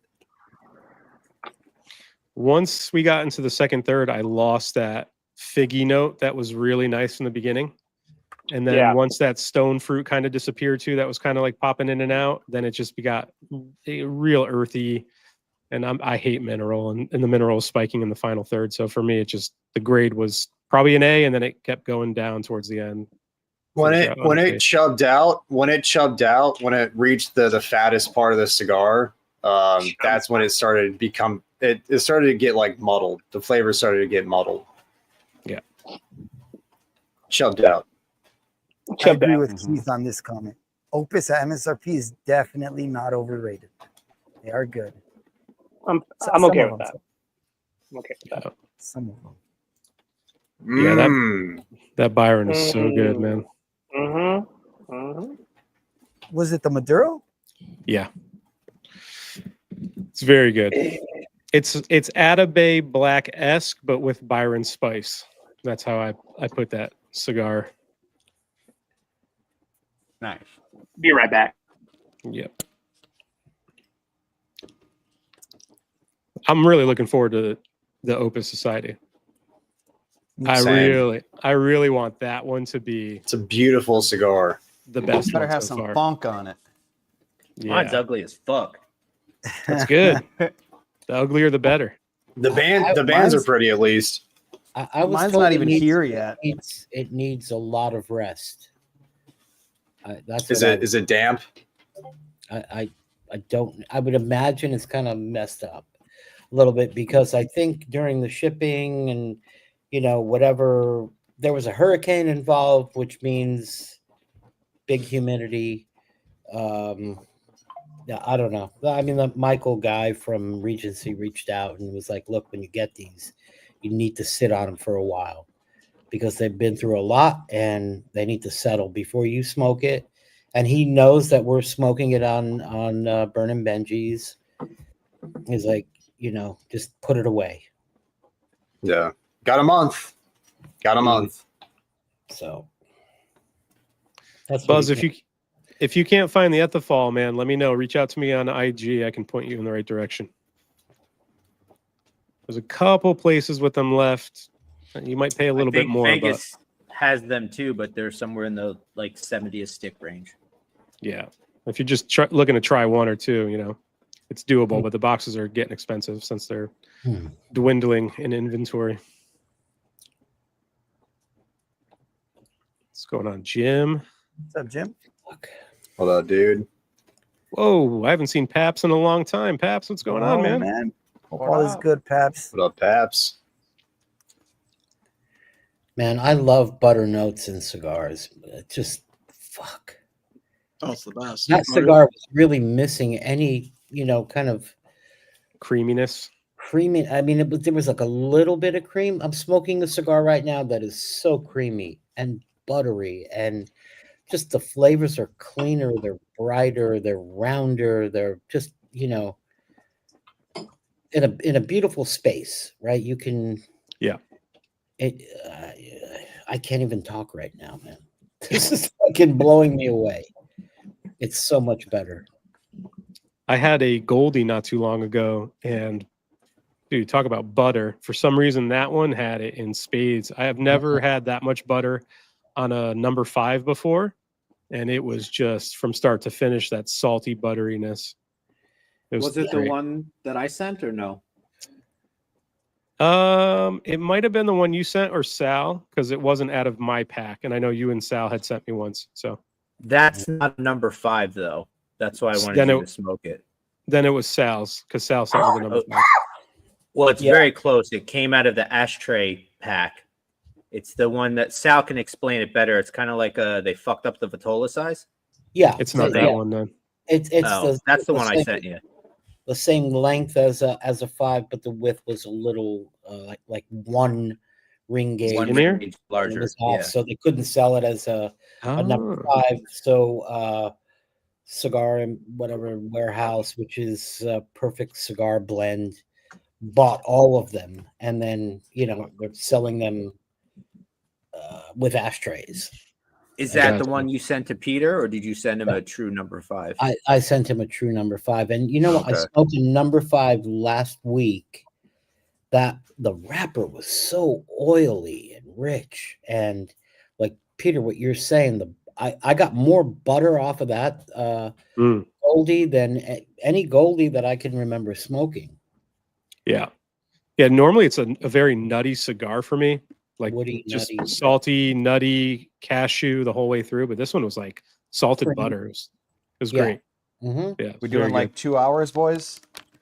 probably. Is Yeah, that we the got another plan? 30. Okay. Yeah. All right. Then I won't grab a cigar. I'll do a pipe. I think I feel like Lampert does butter really, really well. I feel like on the Ocean Breeze, but then the Edition Rojo had a lot of butter for me. I don't That's know a what great cigar. they've got that note down as a company. Yeah, dude, Keith is so tight. His latest comment: "I want to be buried in butter when I die." And you could just hear him say it the way he talks too. That's a lot of butter. That's a lot of butter, Keith. It's a lot of butter. That is one cool guy. It's really amazing, though, the group that we have put together, though, that you have, Peter. It is an odd collection of people who belong together.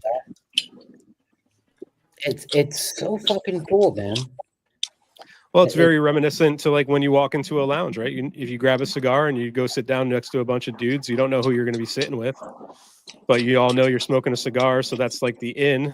And then lo and behold, you just start talking to people and everyone's pretty cool, Well, I was talking about this with a buddy. I played that Herklotz clip that's kind of going around social media right now to him because I was like, why is the cigar community, out of any community, why does it always seem like there's just a plethora of really good people? Yeah, you get like one fucking idiot, but it's few and far between. Like as far as a group collective whole, everybody's fucking awesome. And I wonder if it is because of like this is such a mistaken community. When everybody thinks of cigars, they're like, oh, that's like 10 times worse than a cigarette. And there's this stigma to it. And it's like, well, we know better. It's not. And there's just like this camaraderie of people that just, you know what I mean? Like, we're just like, damn, like you're one of us. You don't even know the person. It is misunderstood, but this is our common bond, our common interest, our, common passion that we all share with one another. But to your point, Peter, what you said, when you walk into a lounge, 9 times out of 10, you're going to smoke a cigar next to somebody that you don't know. They could be from any walk of life. You're going to get along just fine and have an enjoyable experience. But what I feel in the group that we have here is that I actually, I consider you guys my friends. Like, I really care about you. And that's, that means a lot to me. I mean, that it really does. And I'm very grateful that I got to know you guys. And, I consider you my friends. Same here, Sal. Likewise, Sal. Yeah, dude. Absolutely. And I don't necessarily consider, people that I go hang out with in a lounge, that I may be enjoying their company and getting along with them. Yeah, that's a nice time, a nice experience, whatever. I don't necessarily consider those guys my friends. Right. So there's a difference. Anyway. Yeah. I think if this cigar takes a major dump, it will fall to an A tier. That's all I'll tell you. It's pretty good. Pretty good. Sal, what is it? It's a Bolivar Bellicoso Finos. Okay. Yeah. I've heard great things. Fuck. It's ripping my fucking brain apart right now. It's so good. So happy. Because here I was smoking the cigar that everybody was like enjoying. And, I wasn't getting the same kind of experience thinking, okay, well, I am sick. Maybe that's a reflection of that. I lit this cigar up, it just took all of those worries and threw them out the door. It's like, yeah, I'm getting this now. I feel good. I feel like I'm home. Nice. Has anyone tried this EP that Tanner's asking about, the 15-year anniversary? I have not. Existed. I did smoke an EP yesterday, though. It was the Encore Black. Oh, how'd you like it? I like that cigar. It was sick, Mike. It was decent. It was decent. The review will be out next week, most likely. But it had a very similar fate as this. Honestly, yeah. There were parts that I really liked that I was hoping were going to hold on for the whole time. They kind of faded out, and it was just, it was okay. Yeah. Do you see Keith's comment? Cigars weed out the wussies and whiners. That's right. Felipe said most of them, at least. Yeah. Brilliant. Yeah, I agree with that Encore. It's my favorite in that lineup, but it's still kind of forgettable. You know what I mean? Like, I felt as though, and I think I say it in the review, the La Historia and the Pledge had the bittersweet chocolate in the first third without the minerality in the in the back half. And that was where it kind of like dug a hole for me when I was just like, eh. I'm still scarred from the Cornetta Maduro, which was made at EP's factory. Scarred. Same. Yeah, John knows. John fucking knows. You know the pain. I hate that cigar, dude. I hate that cigar. Like, oh my god, it's so bad. I'm when I started in 08, but then I kind of, came back to the hobby a handful of years ago. When I did, I thought I was going to like love EP Carrillo stuff because, the Pledge and all the hype and all, I bought into it. And I've been kind of shocked at how much EP stuff I don't really vibe with. Like, I like the La Historia. Same. I love the Platinum Bash. Like, I really like that cigar, but yeah, the Pledge didn't do it for me. The Encore didn't really do much for me. It's like, I haven't really, I don't know, it hasn't hit me very well. That's our aficionado's fault. I shot the review for the Encore Black months ago. I haven't released it yet, but I remember posting in a group chat that Matt's in, like, basically, fuck this cigar.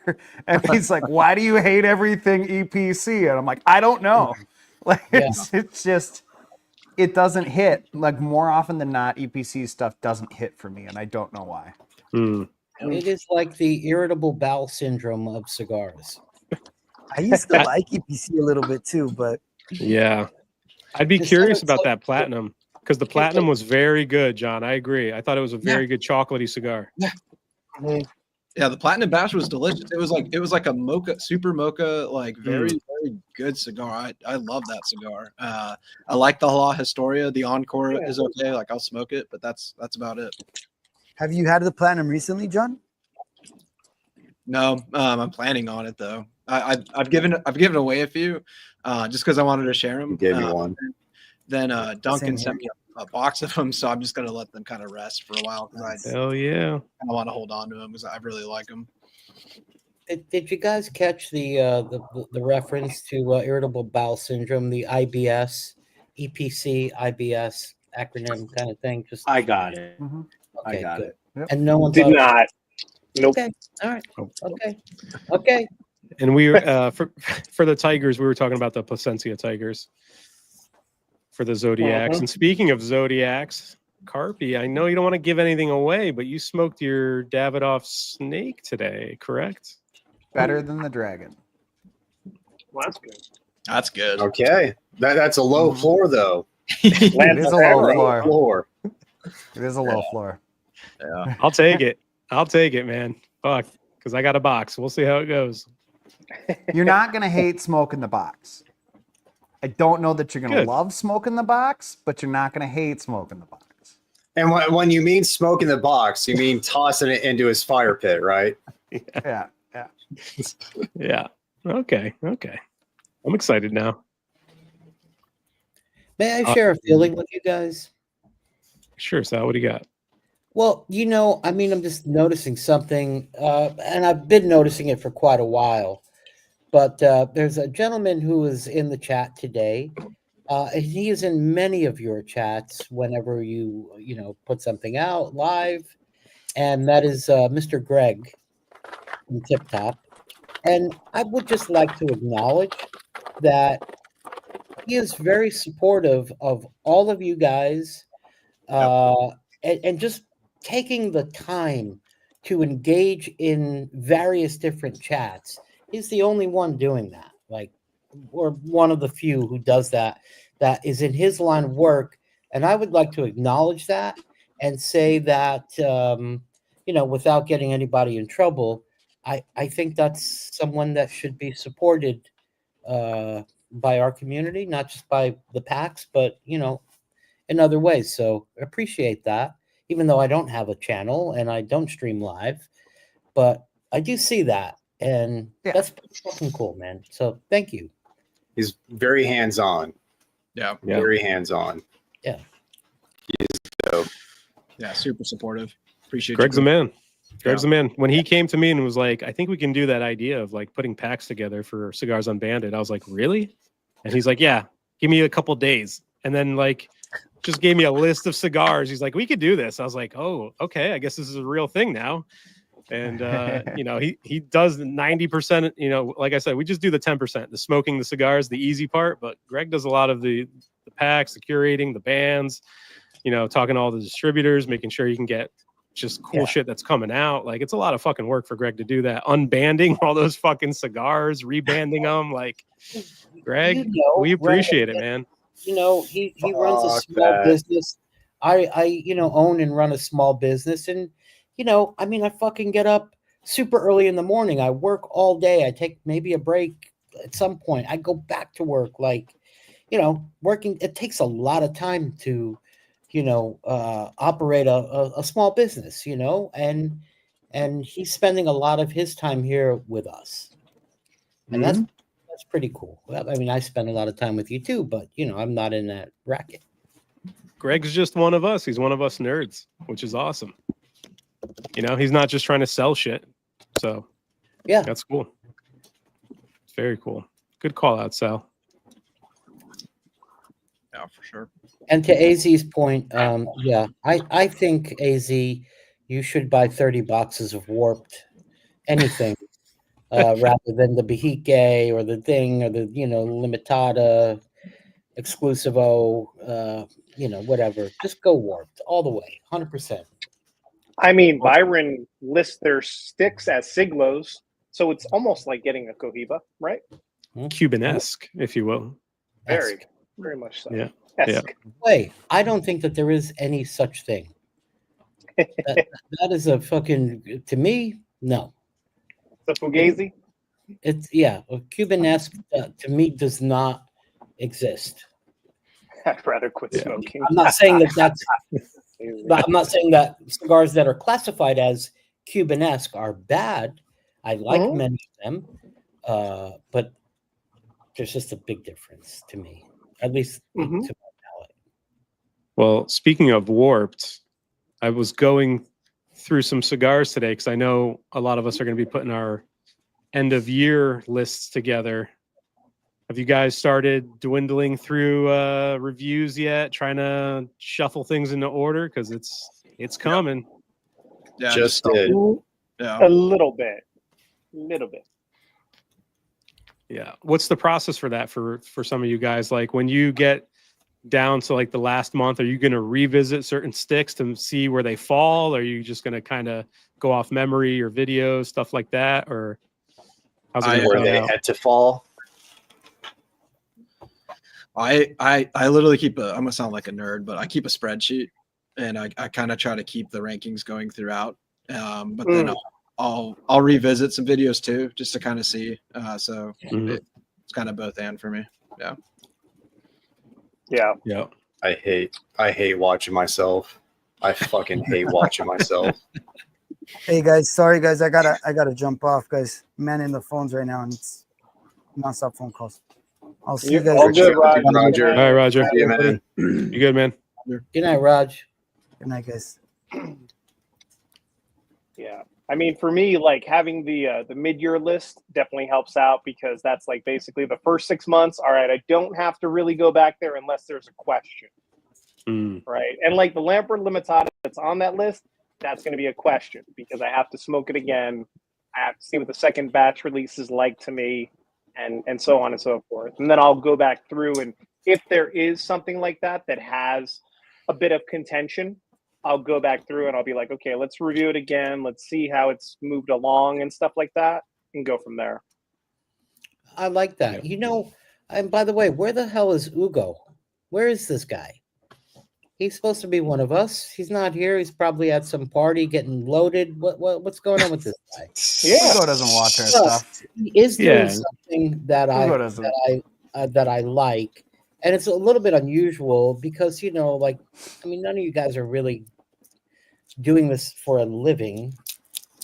Maybe some might get some money or whatever, but he's smoking two or three of the same cigars that he's going to review so that he, you know, feels that for him, he can give it an honest and fair review. I think that's pretty cool that he does that and doesn't make a penny. You know, he's just spending money doing that. So pretty cool to go, even though he's not here. Yeah. And John, what do you do? Just a top 10? Or do you break it up? I do 2 different lists. So I do the release of the year, like top 10 releases of the year. And then I do top 10 overall cigars I smoked, regardless of release.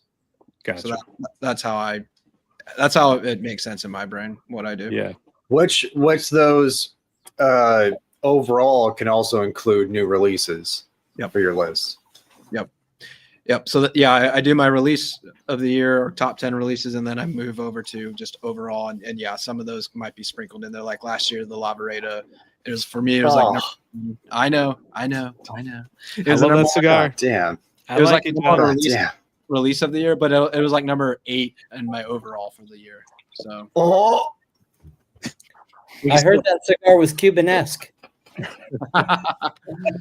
I loved the Lavareda. Peter's with me on it. I like that cigar. Yeah, I like the Lavareda. Yeah, but you also don't like the black, so that's true. Yeah, I like them both. God, what a mediocre cigar. Sorry, John Huber, but god damn. Fucking Lavareda, $20. Come on. Guys, I smoked it 24 times. that's on you, man. It sure is, man. You are dead fucking right there, buddy. You didn't like the Lavareda, Sal?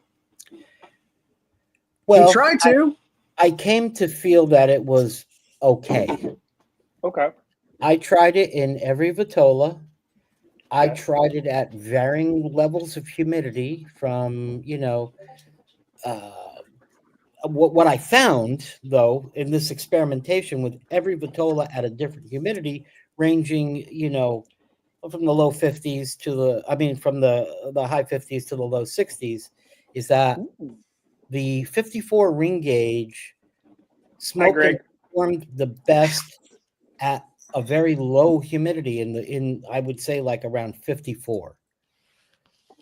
To me, that's where I got the most enjoyment out of it, which wasn't very much. Okay. So I would say it was, you know, kind of average to above average for me. I feel so lucky. I smoked one in a Toro, and it was fantastic. That's my experience. Yeah. Sal, I was gonna ask Sal, since you had so many, did you notice that cigar feeling like slightly underpacked? Like it was just like a light packed cigar? Same. Yeah, absolutely. Man, she was thick, man. She was juicy. I don't know, boys. Yeah, I didn't have any problems with mine. It was because John Huber handed it to me. I don't know. Well, I have none left in my humidor. I smoked my way through them to make some room. It had the special sauce. The Coronetto, though, that was easily the worst crowned heads that I have ever smoked. I would smoke a Juarez. Oh, that's making me nauseous. Just the discussion of that cigar has given me like fucking agita. What were you going to say, Carpy?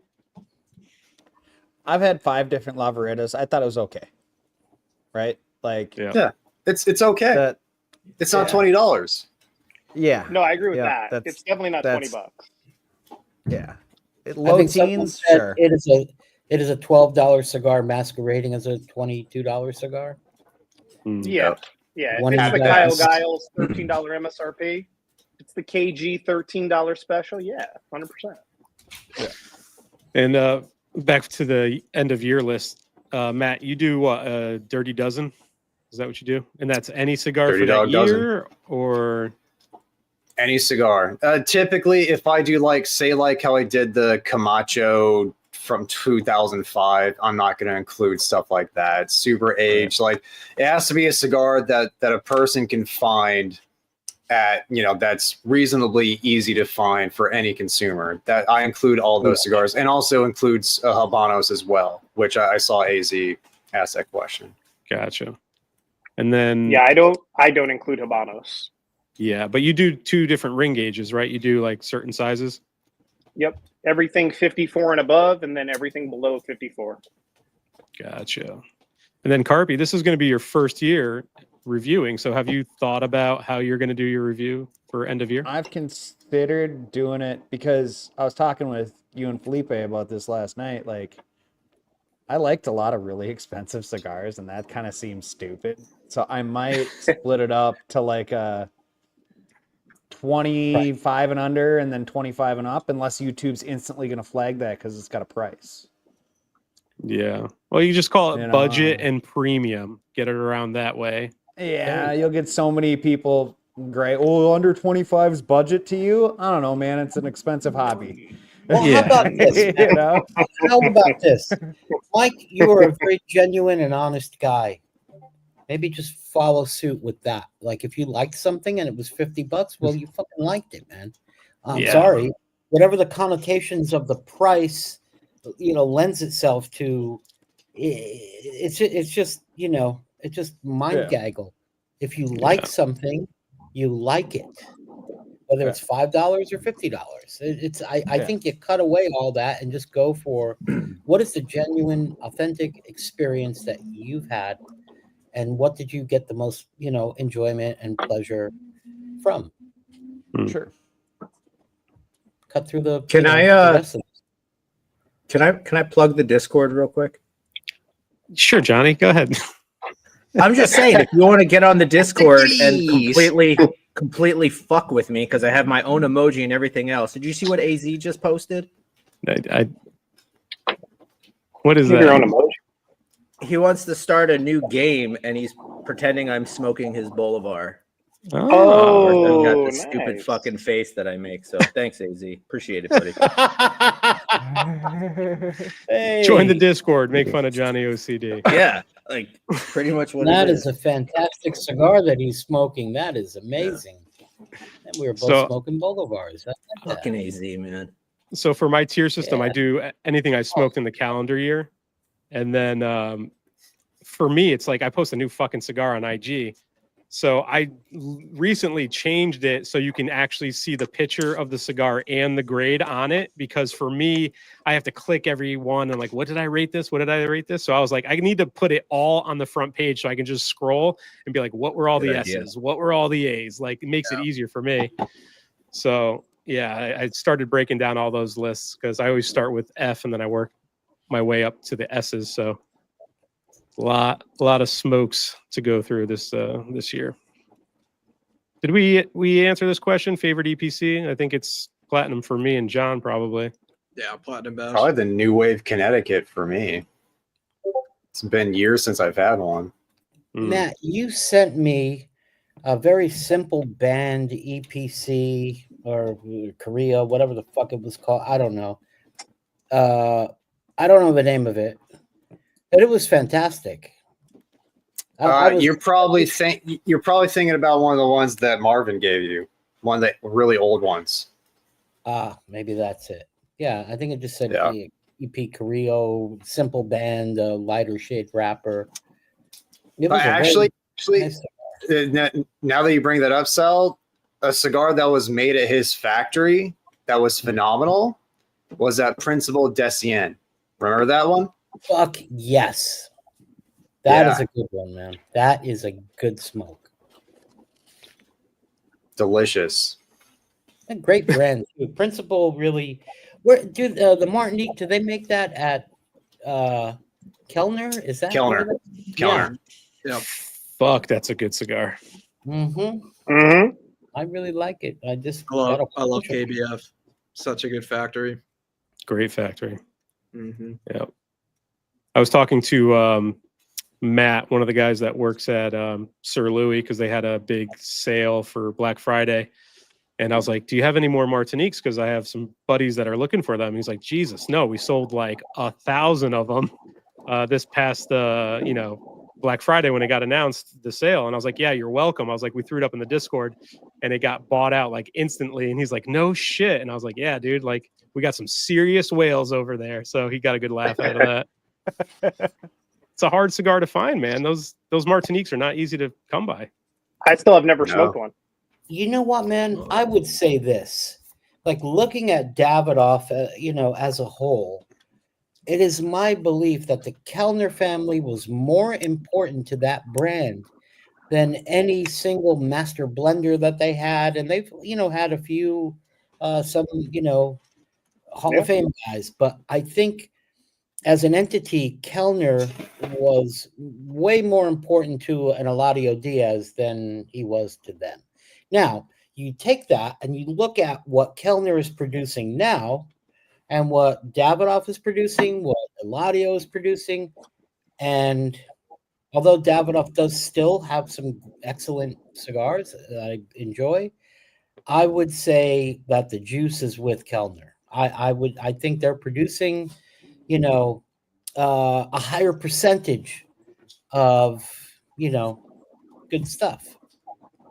Then the best Davidoff in the last couple of years was a blend that they already had with the Diadema. It's like what's a great new Davidoff that they've come out with that they didn't just rehash and like do another size or some other thing to make it an LE of something they already had. The late hour Churchill. That was back when Eladio and Kellner were at the factory. Was that still Eladio and Kellner? I think so. I don't know who's responsible for the rabbit, but I really enjoy Dominicana, 2014 or 2017, whichever one that is. That was based Kellner? Off. I think they were still, and also even after the Kellners and Eladio left, they still had a lot of blends in the and the holster. To answer Vince Nardella's question, if you're speaking about the Davidoff Maduro and asking if that was a remake, yes, it was a remake. That they marketed as an LE. Yeah. Grab one or Burpee? two, Keith. Grab a couple snakes. Couple. I wouldn't go full on box, not at that price point. Mike, did you smoke it? Yeah. Okay. Yeah, I haven't smoked mine. Yeah. It's all right. Well, boys, I gotta head out. Okay.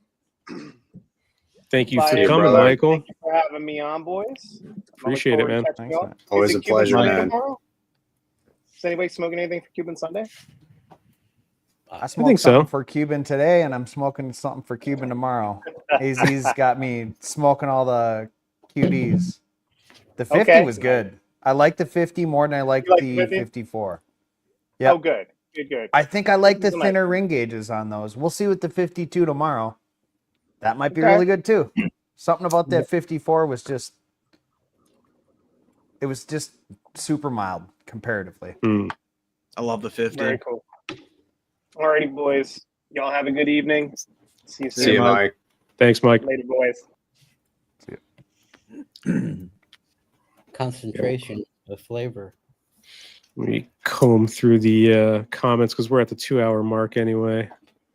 This thing's B or C tier for me. Just to catch up to y'all. Yeah, it's just dying down on you. Yeah, it's just, it's okay. It's not bad. Honestly, I'd rather smoke a Mi Querida Blue. There you go. I don't disagree with Yeah. you, John. I think I'm on your side. Yeah, like I'm glad I smoked it. Really thankful to try a unicorn. Like it's a cool cigar. But yeah, I think the blue and the black are better. Yeah, it's kind of one of those. It's fine. It's not bad. Yeah, it's fine. I even prefer the red, the Tricky Chaka. I love that cigar. Oh, yeah, Keith said the Martinique is Cuban-esque. I think it's Davidoff-esque for sure. Ooh, yeah, I could see that. It's a good descriptor. Yeah, it's delicious-esque. Yeah, well, I think for a non-Cuban cigar, it is it's lovely. Yeah, I saw this very guy good. in a store, a B&M local to us, and you could just tell he was a new smoker, and there was a sales guy in there, and he's like, I want something like a Cuban, and he's like, oh, the sales guy's like, try this San Cristobal. It's from the Ashton line. It's super Cuban. It's like a What Cuban. the fuck? It's the most Cuban non-Cuban out. And I was like, and dude, like, a few rows down was like the Isla de Cocodrillo, the La Comina. I was like, and I wasn't gonna say anything. He's doing his thing, but I was like, God, this poor sap. And he's like, I'll take 5 of them. I was like, yeah. He'll probably smoke that thing and go, this is like a Cuban too. He'll probably just buy into it, Yeah. Greg, it would be fun to do like a consensus list with some of our reviewer buddies, kind of put together like cigars, at least that were released this year. That way we know most of them were smoked by us. Give them a rating and then do like a live reveal. That'd be fun. That'd be cool. Seems like a lot of work. Oh, we could do it. Yep. Let's see. How many cigars do you guys have in your humidors that you bought a box of? I got a lot of those. Yeah, I got quite a few of those. Not yeah. The chef 24 is turning into a cigar that I wanted it to be. Slowly but surely. Are you just telling yourself that? Is that a cope? Slowly but surely, my cognitive dissonance is, washing over me and making me believe that it's a decent cigar. Well, I certainly hope so because I have 2 boxes of those at your recommendation. Matt, I will say this though: the Don Ronaldo 10th is rapid going on me. Really? I know. Yeah, like I had such buyer's remorse when I thought I ordered the La Comenas, and like I got those, and I was like, "Fuck, let me smoke one." I hate it.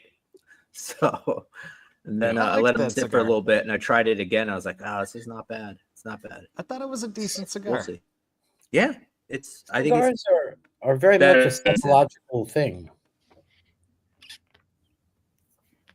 I mean, it's not as good as the La Comina, but it's good. Yeah. And I did smoke the regular 44. Not as good as the 10th. That's for sure.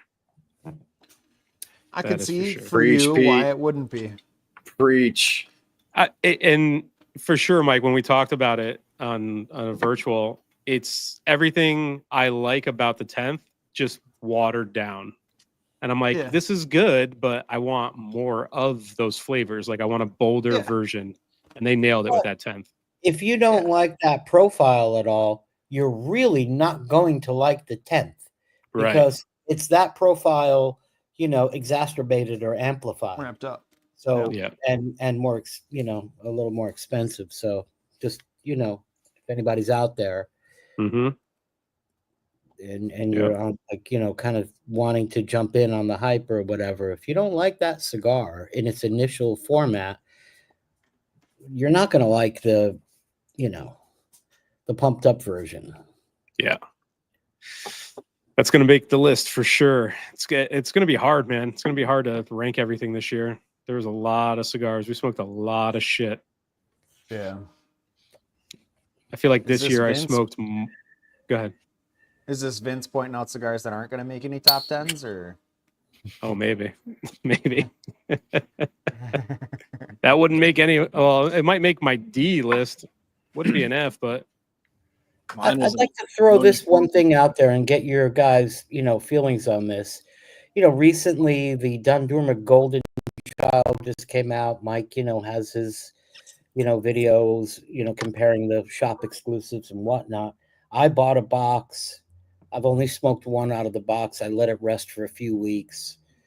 And I was kind of underwhelmed with it. I thought it was a decent cigar, but I mean, for me, the regular Dundurma was a much better cigar, in my opinion. Mm. And I now have a full box of these, Ronnie Secreto, greatest cigar of all time things. I've had like 4 out of the box, out of one of the boxes that I got, and 3 of them were phenomenal. One of them was pretty good. So it could be a QC thing with that. It's just cigar to cigar too, and just palate, food and mood, all that stuff. But I will say, the OG Dundurma is better. Consistently better. Pete, what do you say? You're the guy. Yeah, I mean, I am a Dundurma guy through and through. I always give Dundurma an S tier. It's like anytime I light that cigar up, I'm like, yep, this is it. This is everything I want in my cigars. Like, I could smoke this forever. And then the Golden Child is just like a step below it. It's not as desserty for me. I really like that chocolate, full flavor, dark waffle cone that you get from the Dundurma. Like, that is just perfect for me. And then the pepper spice it's not as peppery as it once was, but it's still there. And for me, that brings the blend down just a little bit for me. So it's usually an A tier for me. It's split in hairs for me. I enjoy them both, but if I had to pick one, gun to my head, I'm going to take Dundurma. Yeah, my sample size is only 1.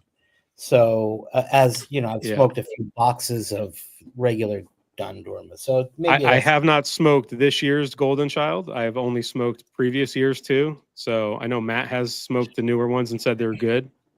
They're just as good as the ones that are a year aged. So that's always good. Specifically what I'm talking about is this latest release. That was my, haven't gotten there yet. I had one of the old ones. Peter sent it to me, or Erica, one of the two. I can't remember, right? But people were saying it was initially very peppery, and I had it at like a year of age. I feel like somewhere in the middle there would have been the sweet spot for me. Gotcha. Any of you other guys smoked the new Golden Child? Matt, you said you did, right? Yeah. No it was one? I liked it. Okay. But the OG's better. I'm gonna sock that box away. I'm probably not gonna touch it for quite a while. Well, Johnny, you like the Golden Child more, don't you? Or do I have that? One time, I think, was it that July? I think that's. I don't know. You're a robot right now. I can't hear you. No. Better? We got you back. We got you back, Johnny. There you go. Yeah. Oh my God. It's going to be a fucking screenshot. I'm looking at it right now. I only smoked it I think the one time on Matt's 4th of July with friends or whatever. I liked it. I liked the spice. That's what I liked about it. But I haven't smoked enough of either one. I've only had each one time. So both of them. Gotcha. What's going on? Dundurma blends. Yeah, I don't know. They're both pretty good. They're both pretty complex. They're completely different blends. So I think you just got to smoke one of each and see which one aligns with you. But smoke the Dundurma first. Yeah, dude. The Golden Child doesn't have the Wisconsin Comstock. There it is. Gorilla Man's not here today. If he was, I'd have him throw on the mask and come say hey. He popped up on. I think he popped up on the 4th of July live stream or something. One of them. One of them. Yeah. Yeah. All right, gentlemen. The new. What's that? Oh, sorry. No, go ahead. Go ahead, John. I was going to ask if have any of y'all tried the new Patina 2024 LE? No. No, How is it? just saw those came out. It's good. I don't think it's worth $19, but I think it's worth trying one. You know, it's a good cigar. It made me a fan of Patina. It's a little high price, but worth getting one to try it out. What's it priced at? It's $19. Yeah. Okay. But it's good. It was enjoyable. I wouldn't buy like a box out of the gate, but I think it's worth trying one. I'll have to check it out. I saw you posted it today, correct? Yeah. Yeah. Yesterday. Yeah. Yesterday. Yeah. I gotta watch it. Yep. And yeah, that's right. Warped has one more release this year, the Peace Unique, which is like a $40 cigar. So, I mean, they've done that well. New, is it Sato? What's the name of the one of his dog? Sarto. That's Gellis. Which but, you still Warped. you got that right, Pete. Yeah, I haven't had it yet, but it's coming. Is that the one you sent me, Peter? Very No. recently? That was That was the other one? the G. That's like the Absolutos or something like that. Okay. I mean, if Warp nails this one at the end of the year, dude, it's going to be very hard to not say they had a tremendous year. It'd be hard to say that even if it does fall off, but a $40 cigar, if that doesn't hit well, you know, towards the end of the year, that'll be a bummer. But I mean, all those 10th anniversaries I thought were very good. And then Saunter was phenomenal and Crocodile was good. Just it's been a good year. If they can turn me, they can turn anybody. Yeah. Yeah. Right. No, they got to turn JD. JD, Then- that's true. That's true. Then Warped is onto something. Yeah. From That what I've Chinchali still heard- sucks though. And maybe Greg might know this. I hear because one of my local B&Ms is getting the Sarto in, and they were saying that it is a stronger cigar. It's, you know, more robust than what's been coming out of Warped. Made it Noxa, Connecticut broadleaf. Yeah. Mm-hmm. We got one last question here from Derek. Anyone have the Las Calaveras anniversary? Last night. John just did. Yep. What'd you think, man? It was good. Yeah. Yeah. Okay. I'll put it this way. Did you enjoy the 20? You smoked the 24, right? I liked the Decimo better than the 24. I didn't like the 24. The 24 didn't do anything for me. The Decimo starts out phenomenal, and then it just throughout the whole. It's like a decrescendo cigar. It's like diminuendo, and then it's like it's still okay, and then it's like all right. Yeah, I had a very similar experience. I smoked both. Okay. When I lit it up, I was like, oh, okay, this is going to be good, and then it just got worse and worse as it went along. But okay. Maybe it needs a year, like my father cigars tend to need a year, but I thought the 24 was better. Just the standard edition one was better, but yeah, it wasn't bad. We smoked it on Unbanded. It got an A. You smoked the wrong size. You smoked the wrong size, Matt. What'd you have it in? The 48, 648. Yeah, you smoked the wrong size. That'll fuck it up. Yeah. I had the Tor. I smoked both. I smoked a few of both. Somebody made them. Okay. All right. I won't say. No, I'm kidding. Are you worried that I'm gonna like go into a comedy routine right now, Mike? Is that what it is? No. I know. I thought I remember you saying you didn't really like it, and I was just fucking around, man. Go ahead. Yeah. No, I mean, I thought that the 24 was okay. It wasn't bad. I thought the two examples I had of the terrible cigar was one was pretty good. Actually, it started off very nice, very flavorful. I was surprised, and I smoked it right out of the humidor of the shop, and I thought it was okay. It was, it was above average, I would say. And I smoked another one that I took home, and then I dry boxed it, and I did all this shit to it, and it was fucking terrible. I hated it, and I'm not gonna buy any more. Gotcha. Yeah. And you know the point about my father and the age and the this and that. Well, you know, we have experience with all of the Las Calaveras throughout the years, not needing a year or two of age. They're like, you get the box, you let it rest for a week or two or whatever, you smoke it, and they're, you know, really nice cigars. That didn't happen for me this time around. Okay. What about the Crux Epicure? I think we smoked this one on Unbanded too. Pretty good. It's a good cigar. It's a very good cigar. Solid B tier, I think we gave it. It was It's enjoyable. a Plasencia. Yeah. Yeah. Don't know about the Raging Bull though. Yeah, that one we haven't had. I think DJ really. Bull I was with gonna the say bear, isn't there? Yeah, that's the Bull and definitely a Bear. Crux. That's a Crux. Well, I think what's nice about the Epicure Connecticut is that it is a very clean cigar. You know, it's not the greatest cigar. I think it's good. But the flavors are very clean and very distinct. It's not overly complex, but it's balanced nicely from start to finish. It's, you know, it's a decent experience, and the flavors are, I don't know about what you guys are getting, but to me it's a clean expression. Yeah, that's how DJ describes it. He says it's a clean cigar. Like they're clean, just like their branding. Yeah. Their rebranding was much needed because vital. It looks good. It looks good now, and all the cigars I've looked smoked horrific before. Oh, I didn't see it before. I'll have to find it. I'll have to look it up. Bad. Not good. Not good. Not good. They still have the old logo up at my shop because that brand is based out of my local shop, and they still got like in the window. I'll take a picture of it. Okay. Not good. Yeah, I've smoked all the El Borrachos. Those are Dapper cigars. They're good. Dapper makes solid cigars. No, they do. They go on the radar too. They deserve more shine. Ian Reith does a really good job.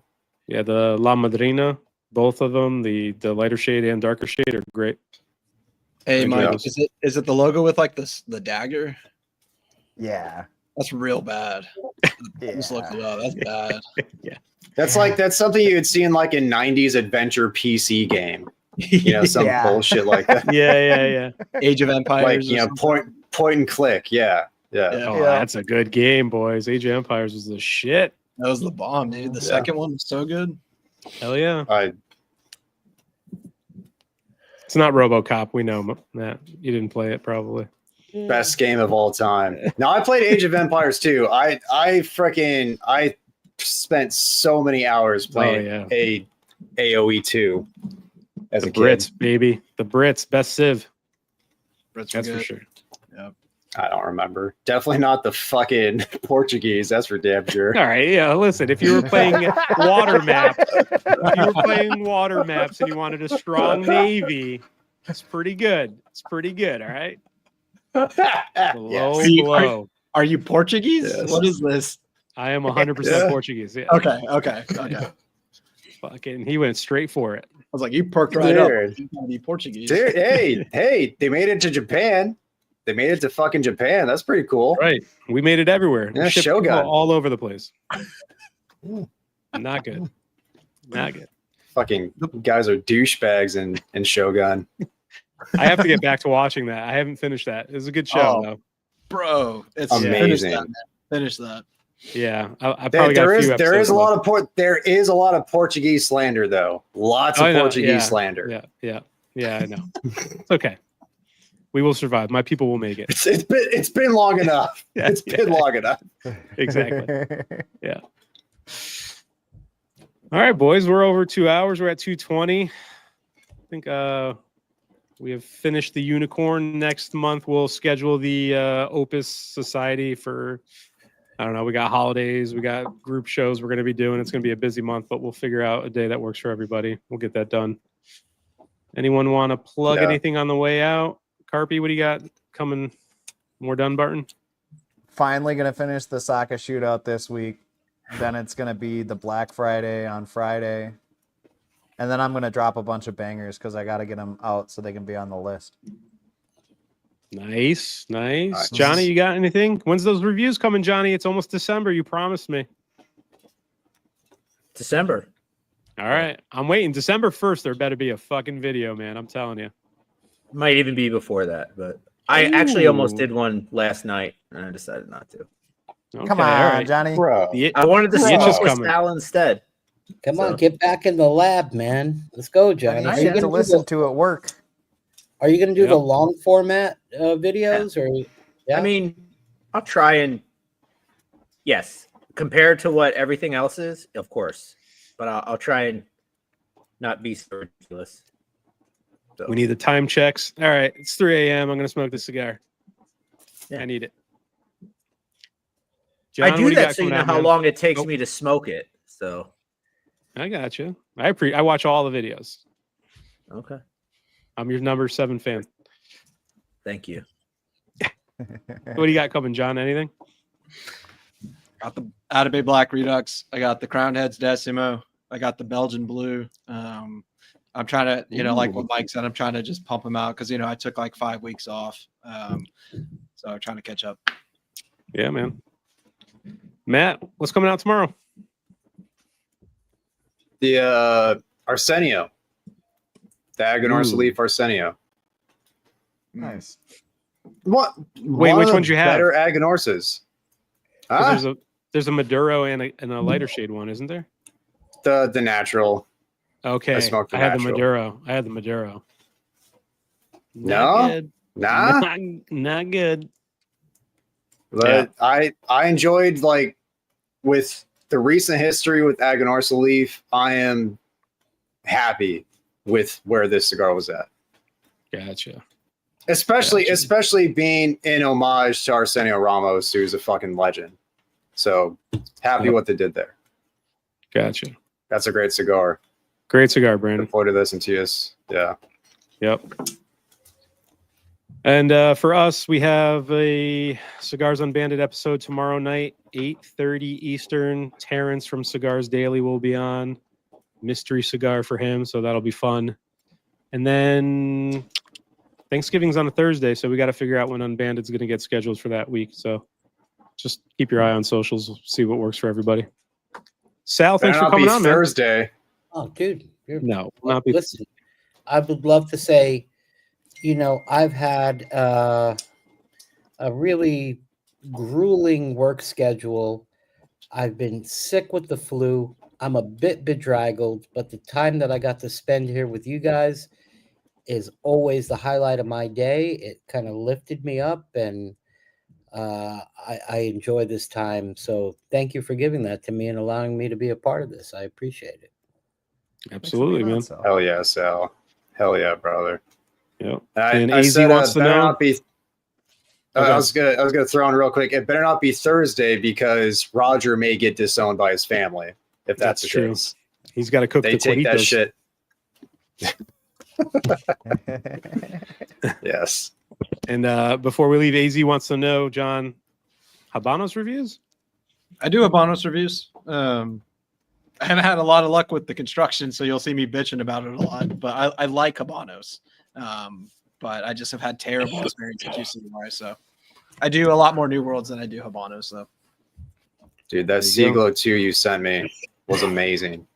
Yeah, I'm glad you liked it, man. Mine I think needed a little bit more rest, so I'm glad yours was good. Money.